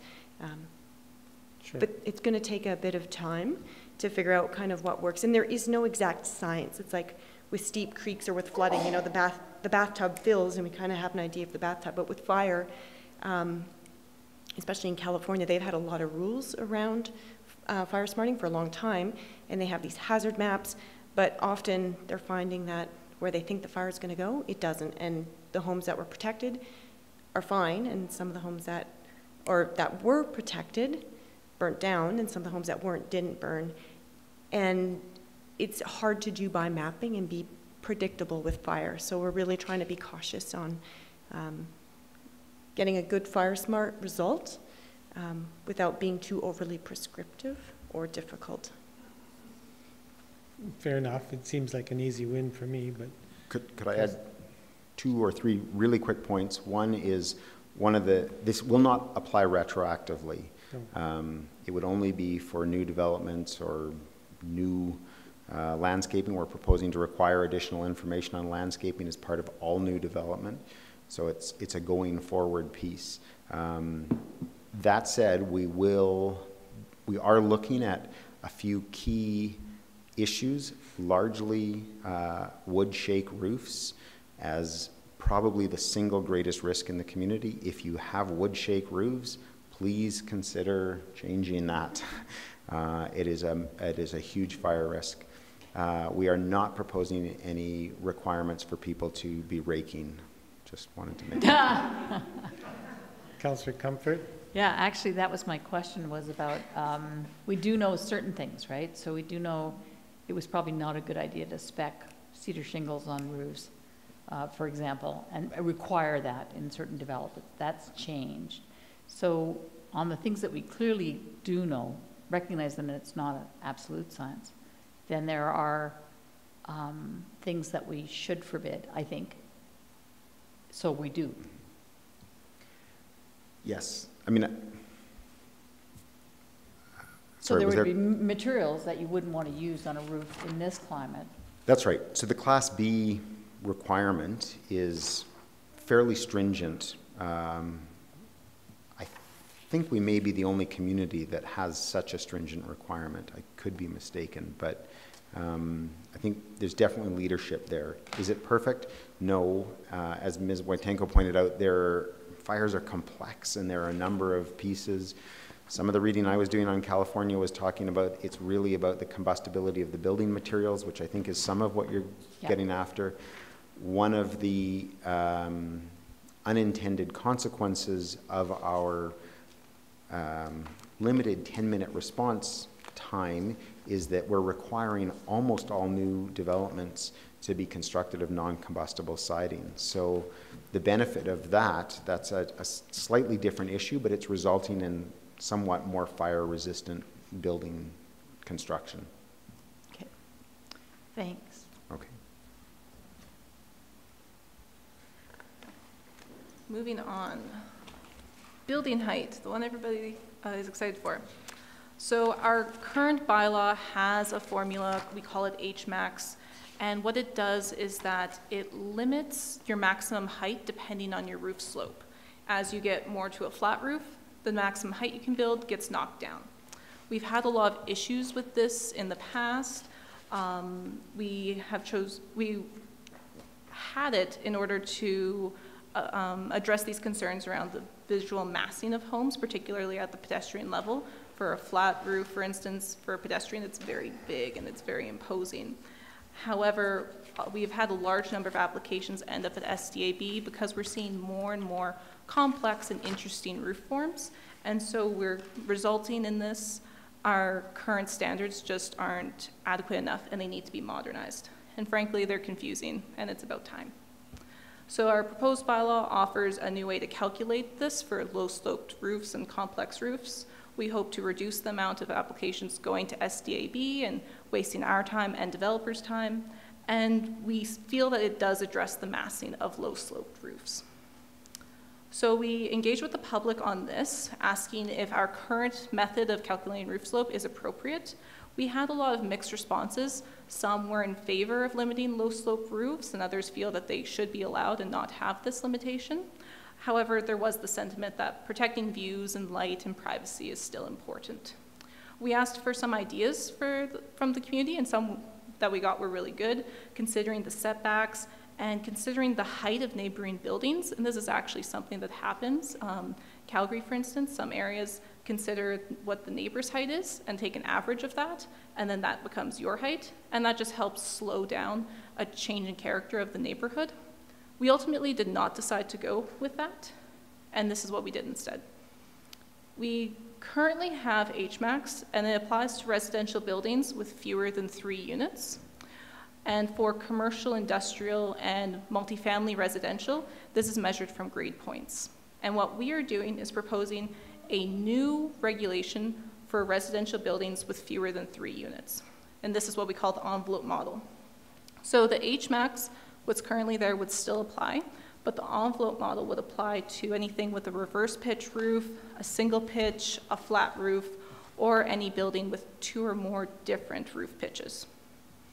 What it looks like is we would take the setbacks that exist for the district and come inside, and then take the height for that district and make this sort of rectangle.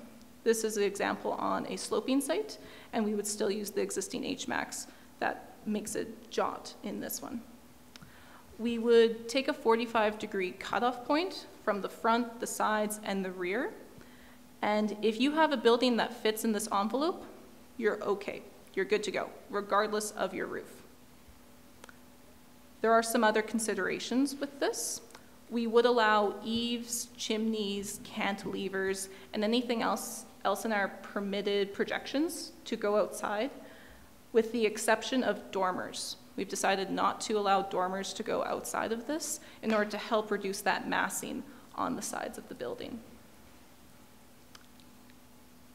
You may be asking why we have 2 calculations, and the issue we came up with was that if you have a more traditional pitched roof, 612, like this one I got on Google Street View, if you take the envelope model, this yellow triangle area is now outside of the envelope, and it doesn't fit.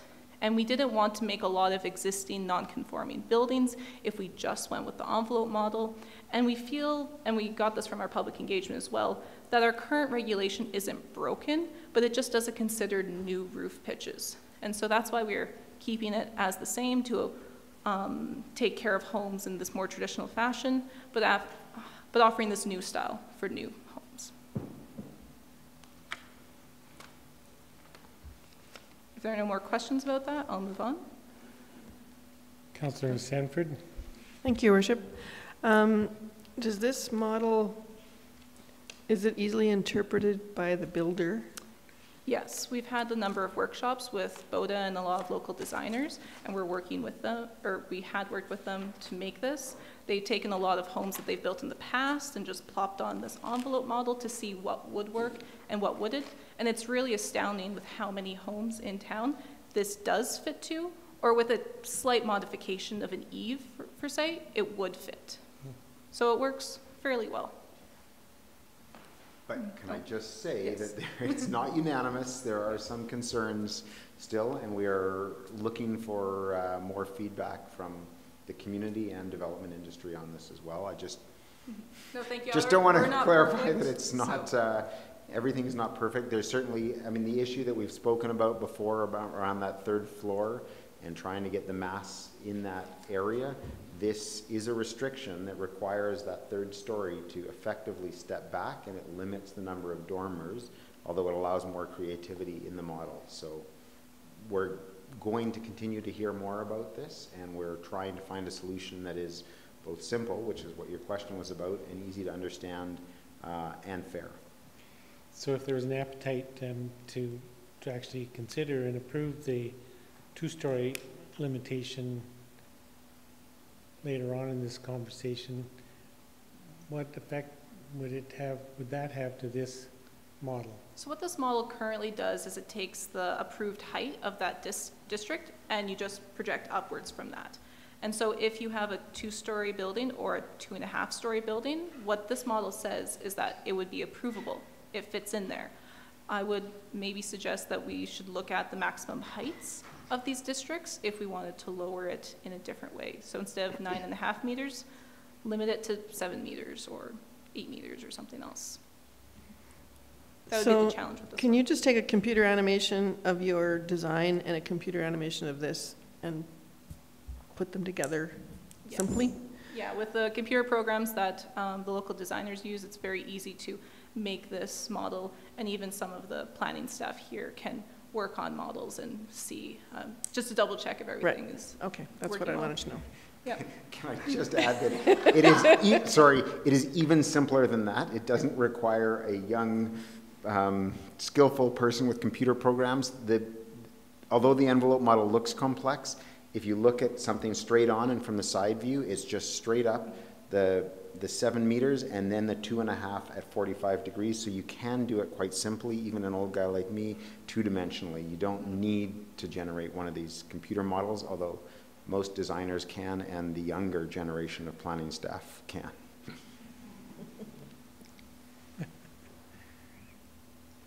Okay, moving on. Use-specific regulations. There were a few minor changes to this area, particularly accessory developments. I think I mentioned this before.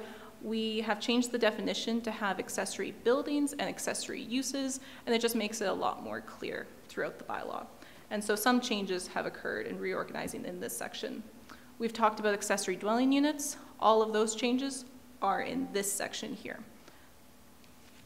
So there wasn't anything major there. If there was another question about accessory dwelling units, you can let us know. Signage. We engage with the public on signage, asking specifically about if we should permit dark lettering on light backgrounds. This is a regulation in our bylaw, and we've received a lot of challenges with this one. And luckily, the community suggested that, or was in support to remove this dark background requirement. And so we have taken that. There was a lot of other great considerations about our current signage regulations. People were generally in support of restricting or prohibiting temporary signs, so A-frames. And we also got some nice ideas, such as considering different requirements for different areas of town. And although we did explore this, we ultimately decided not to go that way. It became very complex if we say the town center has one classification, but the industrial lands have a different classification. And so we ultimately did not go that way. A summary of our signage includes just having more clarity, more straightforward language, removing contradictions, really modernizing it. We added additional information on the specific materials we want to see. They just needed to be updated and brought to today's types of materials we see today. And there's also some more information on relief, and saying that if you have good relief, that's a high quality sign, showing that sort of depth. We just expanded information around lighting as well as variances, just to provide us with more clarity, as well as sign makers. We did remove the dark background reference, and we also expanded some information on chalkboard and menu signs, which was just unaddressed. So that's sort of a general summary of signage. There were a lot of changes that went in there, but just in the interest of time, we won't go into all of them right now. If there are questions, let me know. I have one curiosity. So in the new land use bylaw, it states in 10.10.1.4, chalkboard sign shall be for a business that has direct frontage to a street or sidewalk.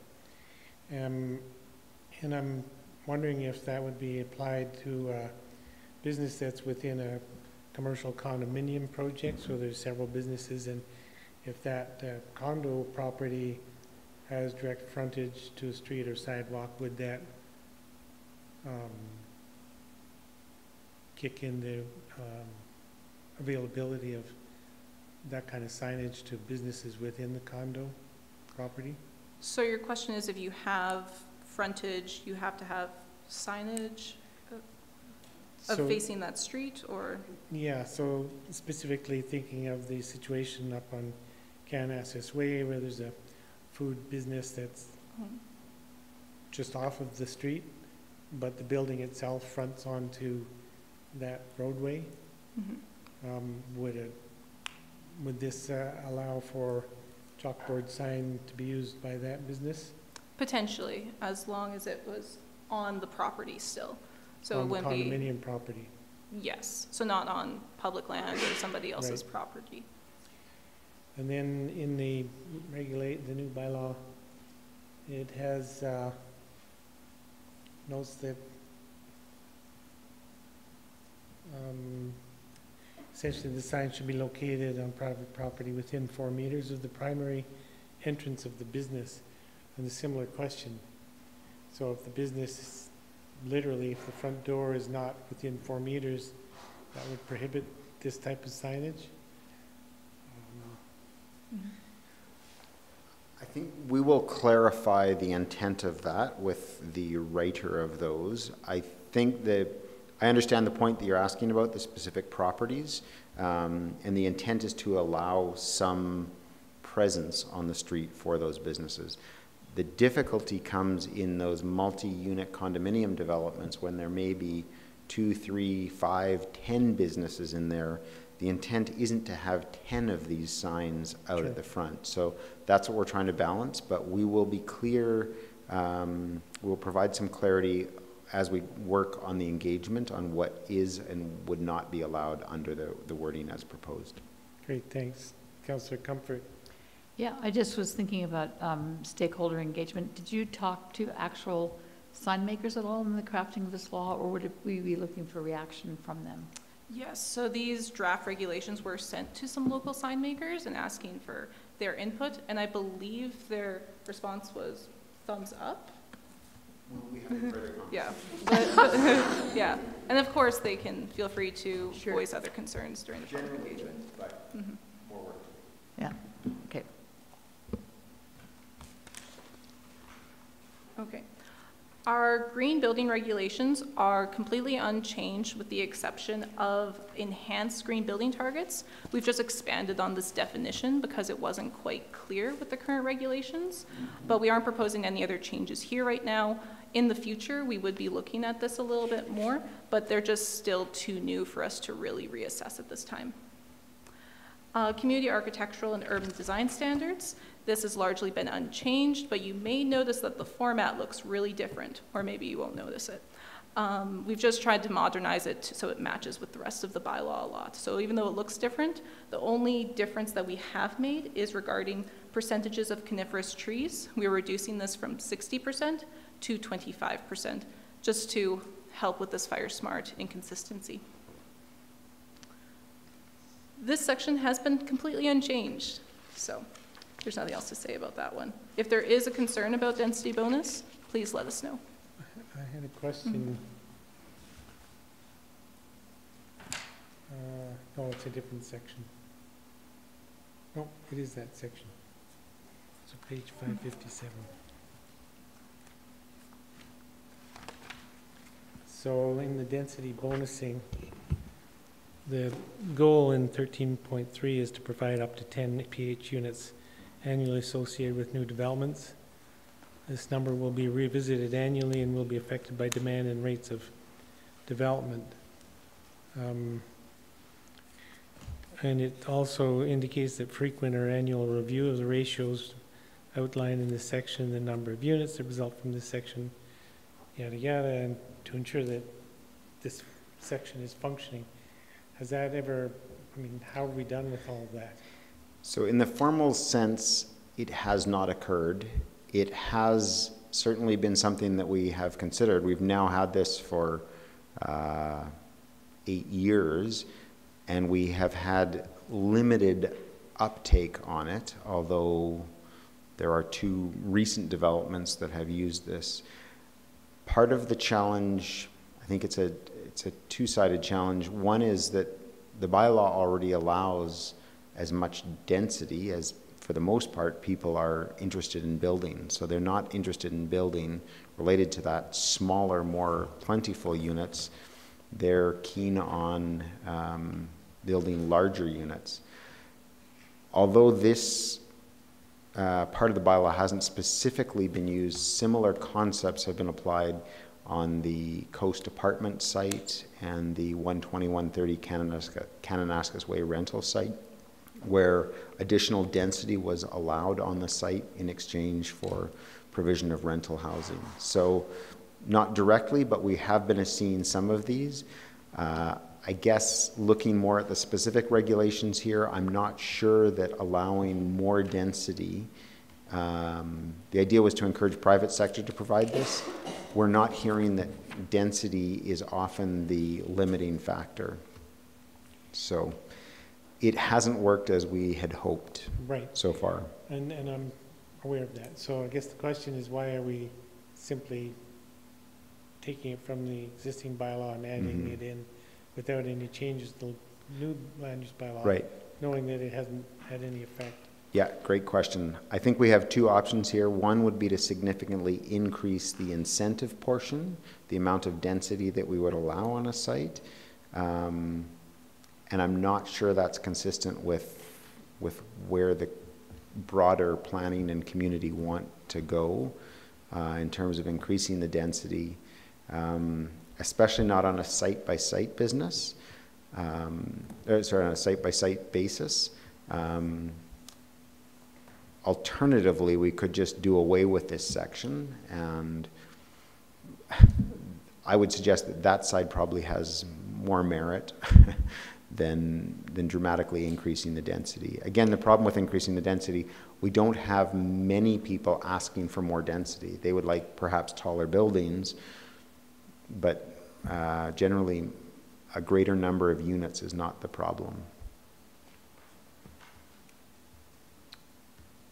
Right, so I'm just wrestling with the value of having this in the land use bylaw if we don't think there's any purpose or point.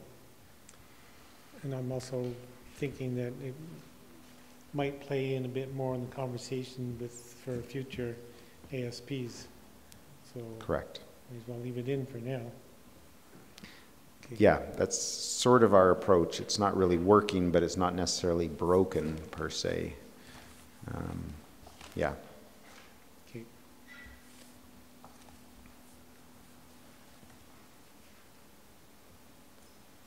Okay, just a few more sections to go. There have been a number of minor changes to our definitions section. With changes for bigger topics like accessory dwelling units, we have detached and attached now. As a result, we've just had to make changes to our definitions section. We've also included a definition on rooftop terraces, something that was just undefined in our previous bylaw, but now we've provided some more clarity around that. We've moved some definitions around. Like I said, live-work studios is one example. So now it's just in the correct section. And we've had to make a lot of revisions. One example is accessory development. It's now accessory building and accessory uses. And drive-in service. We have decided to split this up to drive-in food service and drive-in car service.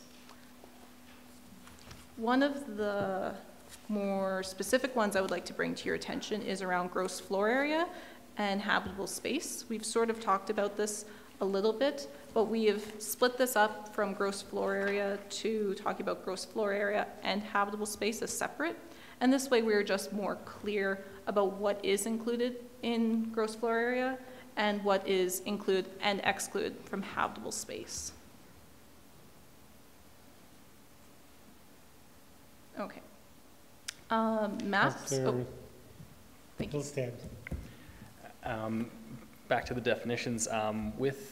So you said earlier that the direct control districts, all the definitions got moved into the definition section, I believe? So definitions that we caught, for instance, live-work studios was defined in there, and so we've moved that out.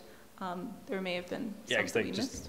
Just looking at, like, there's still, when you go through the DC districts, there can still be a section that says definitions, and then it has a bunch of definitions. So were we intending to have those not in the section at all and only in the definition section, or because they're just repeated now? So it's just... And there are some that are still particular to that individual use regarding not necessarily a use, but some other feature of the site.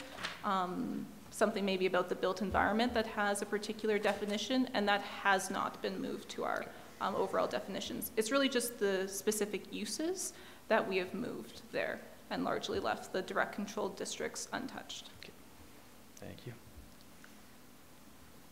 Okay. Maps generally have minor changes. I'm just going to run you through one example that shows these minor changes.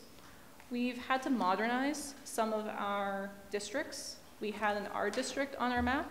We don't have an R district in our land use bylaw, and so we've just caught this error. We're changing it to PD. We have also realigned. That R district was a hangover from pre-annexation, is that right? That's what we believe. And it just has gone missed until now. We are also just realigning edges of boundaries to follow road right-of-ways, as well as river and top of banks have been updated. And so we have just realigned those to modernize them to what the top of bank currently is right now.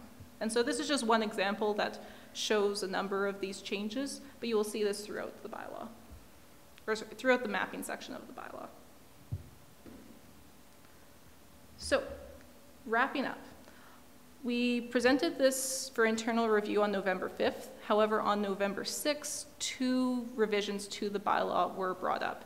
This includes a rezoning of R1 to R2, as well as an amendment to Spring Creek Mountain Village. So, for our recommendation, this is different than what is in our report because this came afterwards. We would like to recommend that Council give first reading to this bylaw. However, include these amendments of bylaw 28-13 and 2018-25 that were brought forward and approved after we submitted it for Council. As well, we would like to schedule a public hearing for February 5th, 2019. Just before, so you've done your presentation. Yes. There was one other thing that I had wanted to ask a question about, and it was in section 9, so use-specific regulations, and this wasn't touched on in your report, but visitor accommodation, so 9.5, this was fairly old direction, and I just don't know if it's applicable or enforceable in any longer. So it notes that the visitor accommodation approved after January 3rd, 2012 shall list a bunch of things, provide central management, reservation, have single address for mail, not serve as a residential address for billing, etc. And is that still relevant? Is that still how it's being applied? It is. The concern there at the time that was added, at that point there was a supply of visitor accommodation units such that there were concerns that some units were being used as residential units instead of short-term accommodation units. So clarity around these condo hotel units was implemented to just be clear that this is a hotel. It's a short-term accommodation function, not a residential use. Because in many cases, the units that were being constructed looked like a residential apartment, but they were a condominium hotel. Mm-hmm. So this was in place at that time, and I think it's still relevant to have units approved as visitor accommodation. We want as short-term accommodation, not rental apartment. But since the recent decision, provincial decision around the management of individual units in those buildings, so I understand there's a growing tendency to, for owners of individual units to sidestep all of these requirements, not use central management or reservation service, or so we can't, I don't know if we can enforce this given the ruling from the provincial courts. Right, I see your concern. I hadn't thought of it specific to that. It could be as simple as striking the word central to provide a management and reservation service, including key disbursement. So if you are looking to occupy unit 321, even if you are renting it through a short-term rental, vacation rental site, as long as you provide some mechanism to manage it as a rental, that there is an ability to make a reservation, and that there is a way to pick up a key or to disseminate a code for the door. There'll be some indication that it's a short-term rental unit as opposed to a residential use.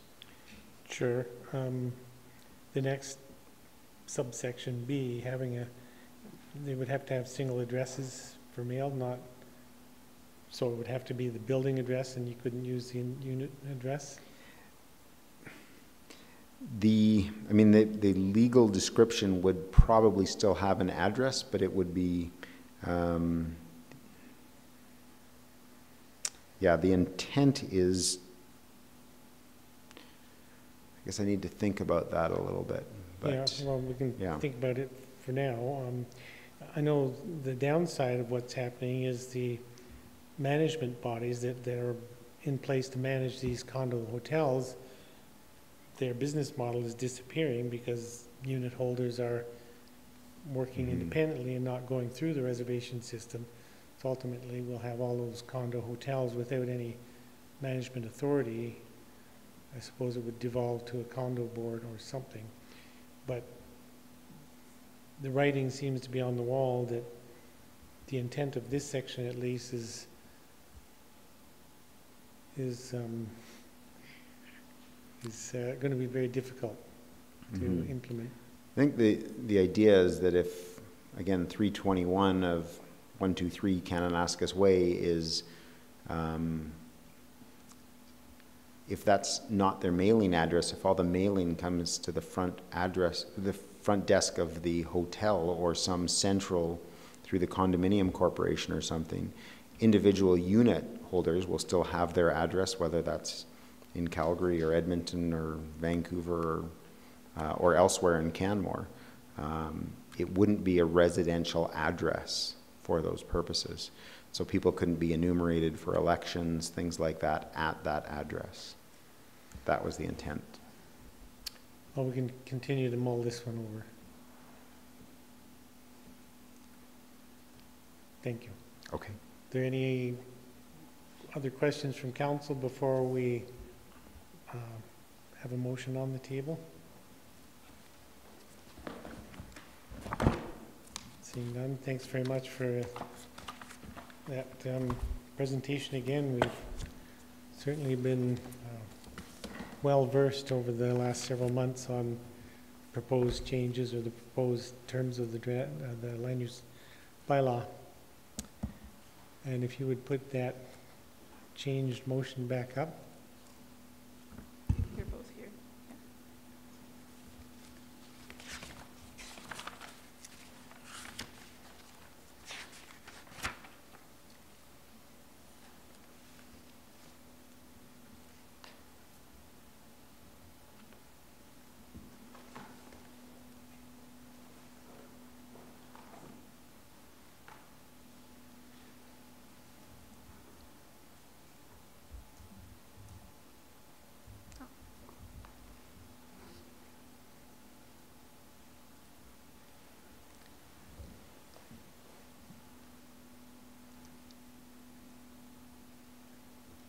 Okay, so this time then I will move the council give first reading to bylaw 2018-22, the land use bylaw, as amended by bylaw 2018-13, as approved on November the 6th, 2018, and bylaw 2018-25, as approved on November the 6th, 2018.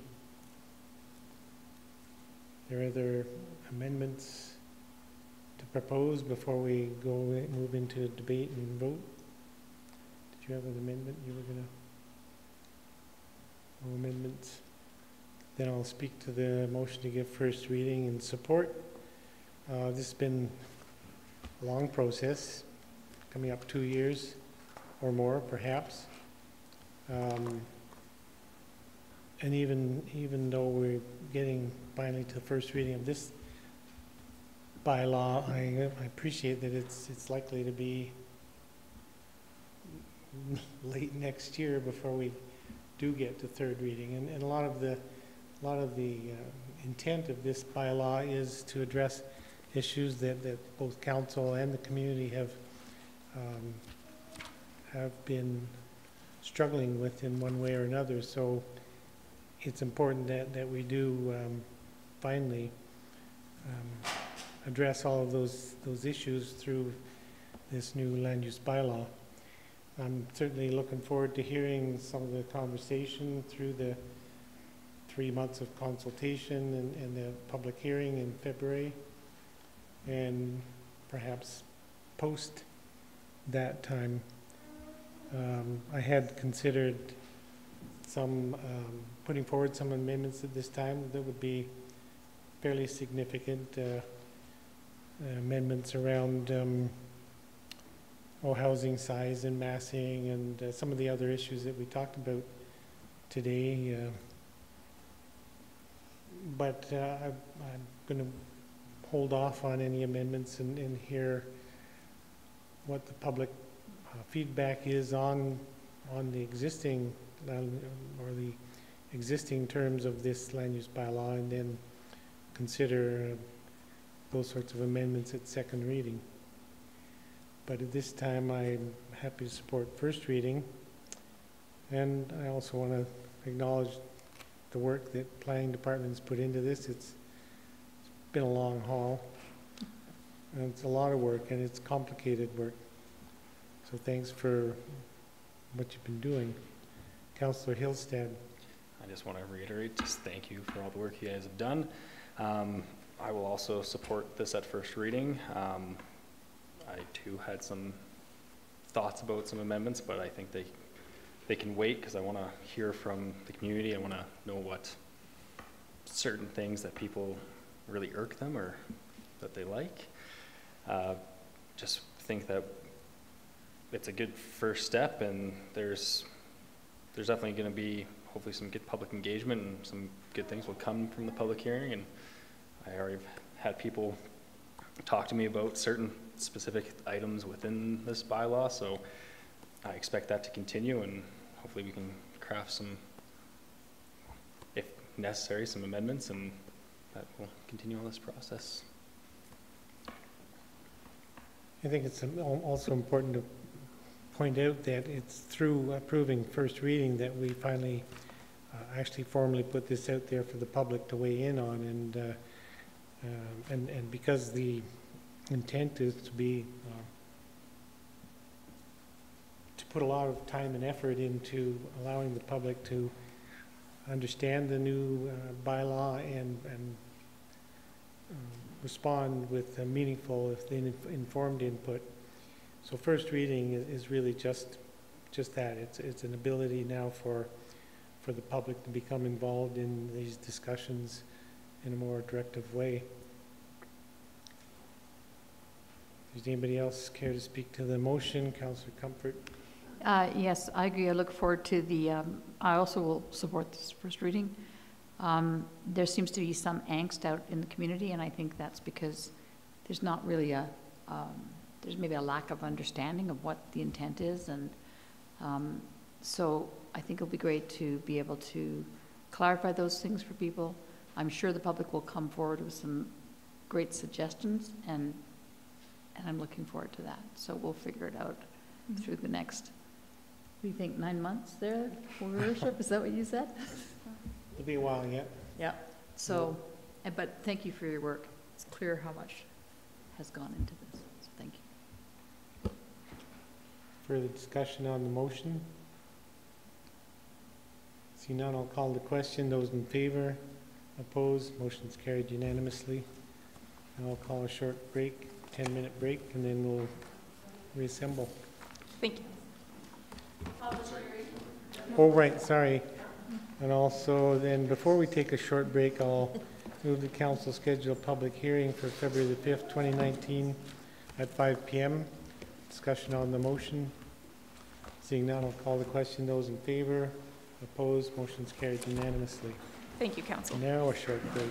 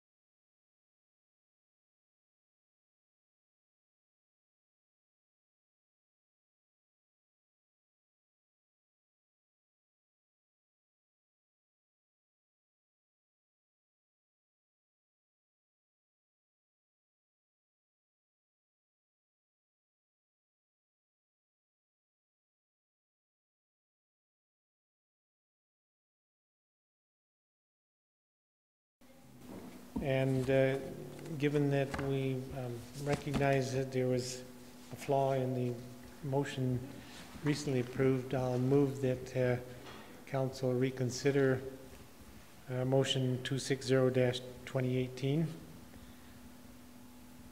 Discussion on the motion. Seeing none, I'll call the question. Those in favor?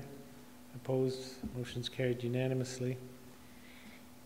This time, I'll move the council give first reading to bylaw 2018-22, the land use bylaw as presented. But I'll move an amendment to the bylaw as presented to include the changes approved by bylaw 2018-13. Is there a discussion on that amendment? Seeing none, I'll call the question. Those in favor? Opposed? Motion's carried unanimously. I'll also move an amendment to the bylaw as presented to include the changes approved by bylaw 2018-25. Discussion on that motion. Seeing none, I'll call the question. Those in favor? Opposed? Motion's carried unanimously. Back then to the main motion as amended, that we give first reading to bylaw 2018-22. Discussion on the motion. Seeing none, I'll call the question. Those in favor? Opposed? Motion's carried unanimously. Then we will move on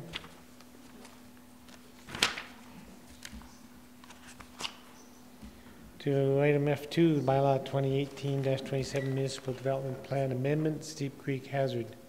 Ms. Wojtenko.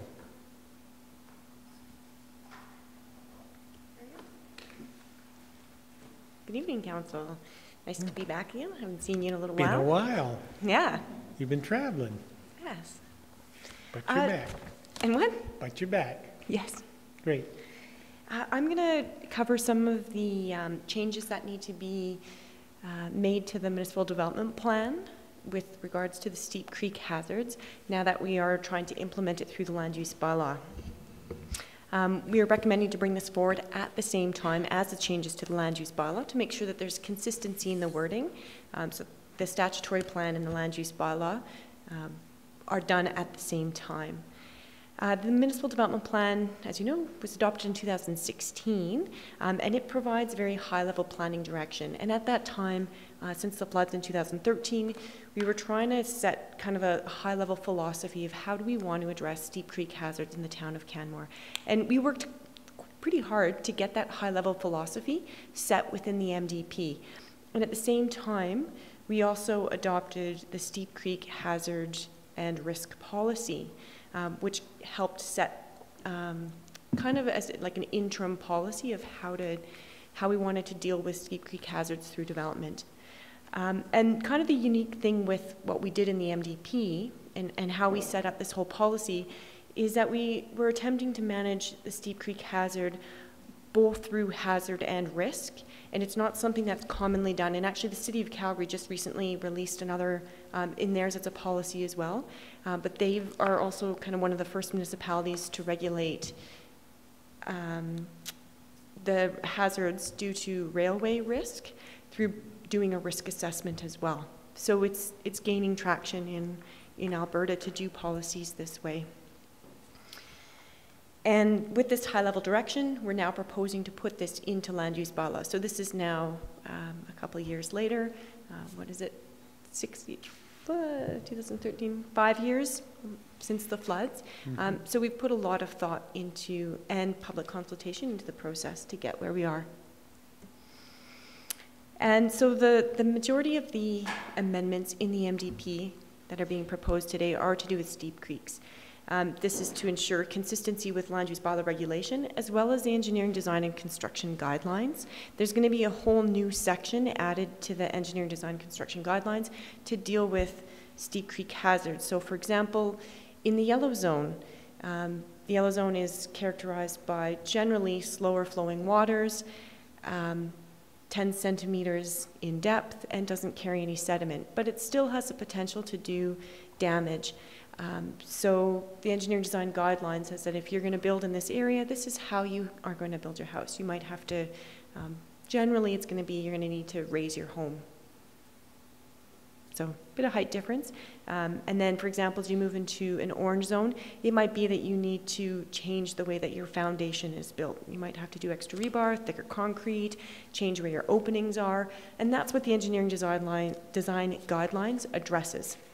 It'll also look at if you're in the orange zone, for example, in the moderate hazard zone, you'll need to do a risk assessment prior to doing any type of development. So the engineering design guidelines states how you do that risk assessment. It gives the formulas. So any engineer, a qualified registered professional, would be able to take this formula, look at the design of the development, and come back with a risk number, which we then can look in our municipal development plan, which sets our risk tolerance criteria in those levels.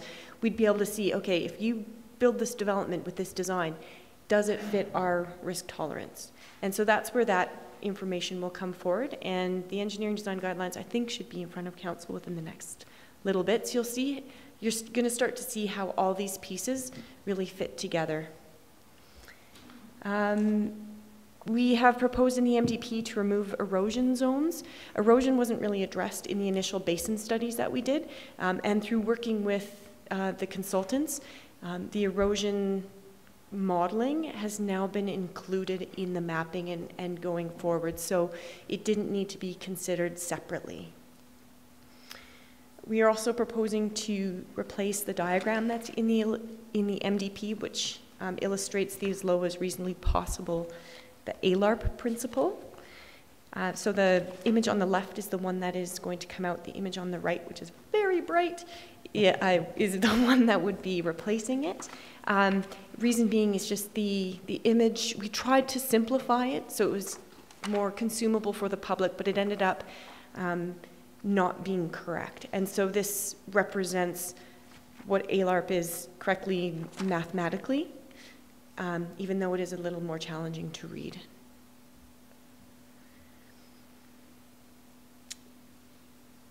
And what I've also done is propose to remove some of those more detailed related policies to development and put those into the land use bylaw in the overlay district rather than having that in our statutory plan. So that's why some of those more detailed regulations came out, and you'll see that in the land use bylaw instead. Also, the fuzzy maps that were in the Steep Creek hazard and risk policy have been refined, and this is what we've been working pretty hard on, is how do we get those fuzzy maps and put them into, is your property in or out? And we had to make some kind of tough choices in places and try to make this work. And so in the land use bylaw, in the overlay districts, that's where you'll see these maps. So the map on the left is what we had in the Steep Creek hazard and risk policy. That policy really helped just set the foundation and give us an idea of, if we put this into place, what are the types of properties that would affect? And between then and now, we've actually worked with a number of developers in test running, like kind of pilot projecting of how this works, what the impact of the engineering design guidelines, what's the impact, the cost of doing a risk assessment, the cost of doing different construction.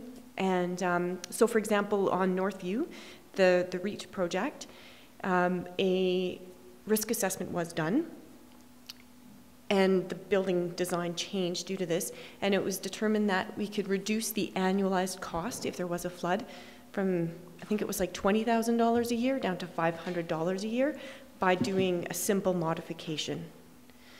So that economic risk portion was really big in that development. So that's where we have got some confidence in what we've been proposing, how does this work, and has it been a positive outcome? And so that's where we've got to the mapping now. So that's an example of Cougar Creek.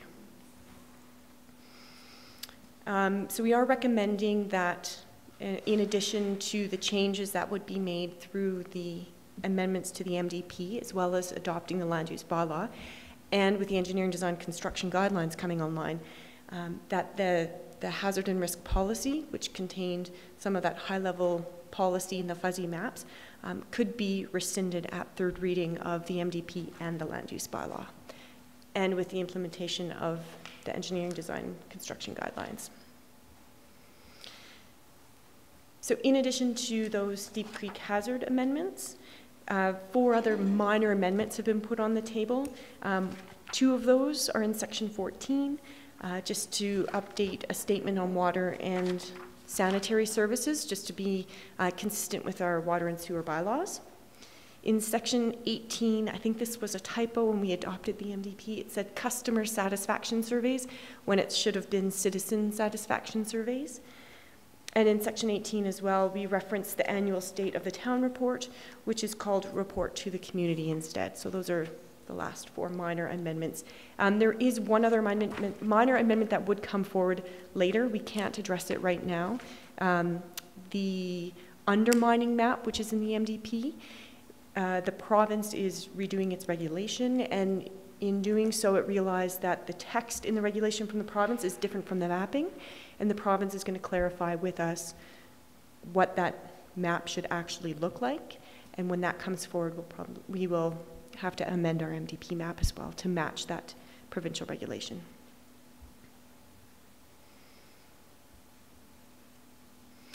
So the recommendation is that Council give first reading to Bylaw 2018-27, the MDP Amendment Bylaw, and schedule a public hearing for February 5th, 2019, also at 5 p.m. Because the topic of the Land Use Bylaw and the MDP are on the same topic to do with Steep Creeks, Council can hold one single public hearing for both bylaws. If you have any questions.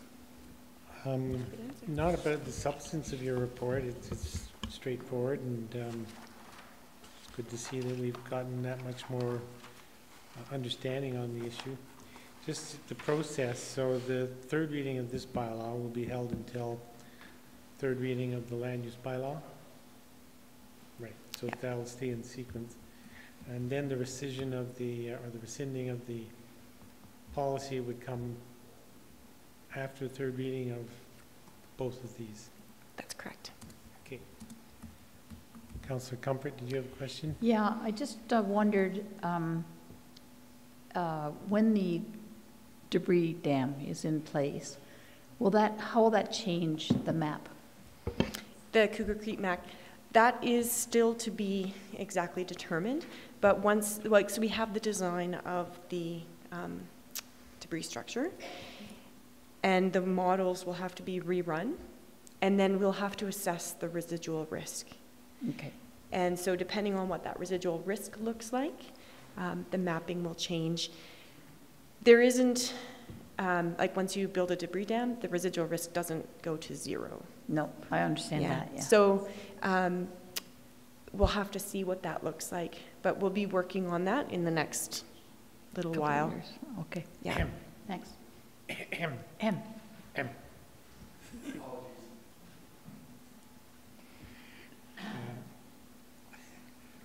Okay, are there any questions then for Ms. Wojtenko? Thanks. You done? Yep. Thanks very much. That'll move the council give first reading of bylaw 2018-27 to amend the municipal development plan and set a public hearing date for February the 5th, 2019 at 5 p.m. Discussion on the motion. Seeing none, I'll call the question. Those in favor? Opposed? Motion's carried unanimously. There's a little break here. You can chit-chat over there now if you like. Dr. Cottle?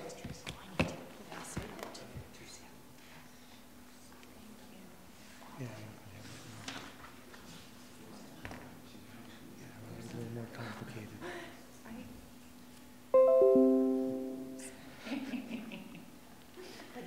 They're good. Which is very, you. See ya. Your Worship, members of council, I'm here tonight to present you with an endowment for the library on behalf of the Banff Canmore Community Foundation. So Elliot and Margie Bingham, who are local residents, have approached the foundation about setting up an endowment for the library, and the point of this endowment is to enhance the library's current funding, not to replace the municipal funding. As you know, and the report outlines, the Libraries Act identifies the legal framework for creating public libraries as a municipal service, and establishing library boards which manage the library on behalf of the community. The library's regulation defines the required business practice for those library boards, which is just a technicality to remind you that while it is a municipal service, the library is run by an independent board, not the municipality. Elliot Bingham, if you haven't met him, is really a wonderful local man who has a very powerful story about the impact of libraries in his own personal life. He remembers as a young boy not having very many books at home, and then I believe it was about the age of 8 or 10, his parents took him to the local library and got him a membership, and he couldn't believe all the books in one room. And it really changed his life and opened his mind and gave him a sense of a world much bigger than the one he was living in. So today, as an adult, he and his wife Margie still love libraries and are in a position where they can support our local library and want to create an endowment that will allow them to support the library in perpetuity. And as luck would have it, just as Elliot and Margie came along and started talking to the foundation, the library board at the same time was recognizing that they needed to create different revenue streams and was looking at creating an endowment. When a meeting happened and the library realized that if they worked with the foundation, they wouldn't have to create in-house knowledge that they didn't have, that there was an organization in the community who already knew all about endowments. So it really was a great coming together for all the various organizations. The Friends of the Library have also been involved in these conversations as they do fundraising in support of the library, and they've already committed additional funding to match the Bingham's funding to be able to start the establishment of this endowment. What's really significant and why we're here tonight in front of council is that during the discussions to create the fund, the only hesitancy of the Binghams was that they wanted it to be clear that they really don't want this to be used against the library in terms of their current operating funding from the town. Their hope is that it will be an enhancement. And while everyone involved understands that council cannot fetter any future decisions of this or any other council, they have requested that we get support in principle for what they're trying to do with this endowment. So that's really why I'm here tonight, is to ask for your support in principle. This endowment will have no immediate impacts, no impacts ever on the town of Canmore. Over time, as the endowment grows, and assuming that is the intent of all the parties, is to try to grow the endowment, it may mean that the library is able to ask the town for less in their operating grant as they get more and more from the endowment, but it will take some time for the endowment to grow to the level that it would have that kind of impact. There's been several meetings with all the stakeholders, the Banff Canmore Community Foundation, the library board, library staff, Friends of the Library, and Town of Canmore staff have had a couple meetings and exchanged lots of different emails, but everyone is in support and happy to be here tonight. So there's 2 attachments. One is a draft letter of support that the library is asking for the mayor to sign on behalf of town council, and the other is the draft endowment agreement. And I do just want to highlight that that agreement is draft. The library's just made a few revisions and sent it back to the foundation, and everyone is getting ready to sign. But the spirit and intent of what's in your package has remained consistent. It's just had its obligatory legal review and a few edits and tweaks from lawyers, but the intent of the attachment 2 remains. So I'm here tonight to ask council of 2 things. One is to approve the agreement between the library and the Banff Canmore Community Foundation in principle, and the second is to direct Mayor Barrowman to sign the attached letter of support on behalf of all of council. And if you have any questions, I'd be happy to answer them. Councillor Comfort. All the legal business that has to happen to ensure that this endowment remains in perpetuity and doesn't threaten the library funding has been completed. So that's the work of the Banff Canmore Community Foundation, and they have done that work. We can't do anything legally to ensure that it doesn't affect the library's ongoing funding in the future. We have had it legally reviewed by the town of Canmore just to make sure the town's interests are protected. Because we can't fetter a future decision of council, we can't guarantee that it won't affect library funding, but all the legal things that we can do in terms of T's crossed and I's dotted have been done by us, the library, and the Banff Canmore Community Foundation. Excellent work. I also love libraries, and my love began when I came back to the country of Canada from England at the age of 7. And we moved into a new subdivision where there was nothing. They were building the schools, they were building houses. And into our neighborhood came the bookmobile, which at that age was like the bookmobile. Anyway, so, Awesome story. yeah. Did you like that better than the ice cream truck? Yes, there was no ice cream, it was the bookmobile. It was a big deal. They still exist. Mhm. Are there any questions from council? I'm just, of course, I'll be happy to support this, but this is more kind of a nice to have rather than a need to have. It's just a formality, right? Absolutely. Great, and thanks for your presentation. With that, then I'll move the council approve the agreement between the library and Banff Canmore Community Foundation in principle, and that council direct the mayor to sign the attached letter of support on behalf of council. And I will speak in support of the motion, and I'd like to say, to send thanks out to the Binghams. That's a very generous offer on their part. And it's really good news it's good news for the library, it's good news for the foundation, and by extension, it's good news for our community. So, again, my thanks to the Binghams, and I'll happily support the motion. Any other discussion on the motion? Seeing none, I'll call the question. Those in favor? Opposed? Motion's carried unanimously. And I'll move the council go in camera. Those in favor? Opposed? We're in camera.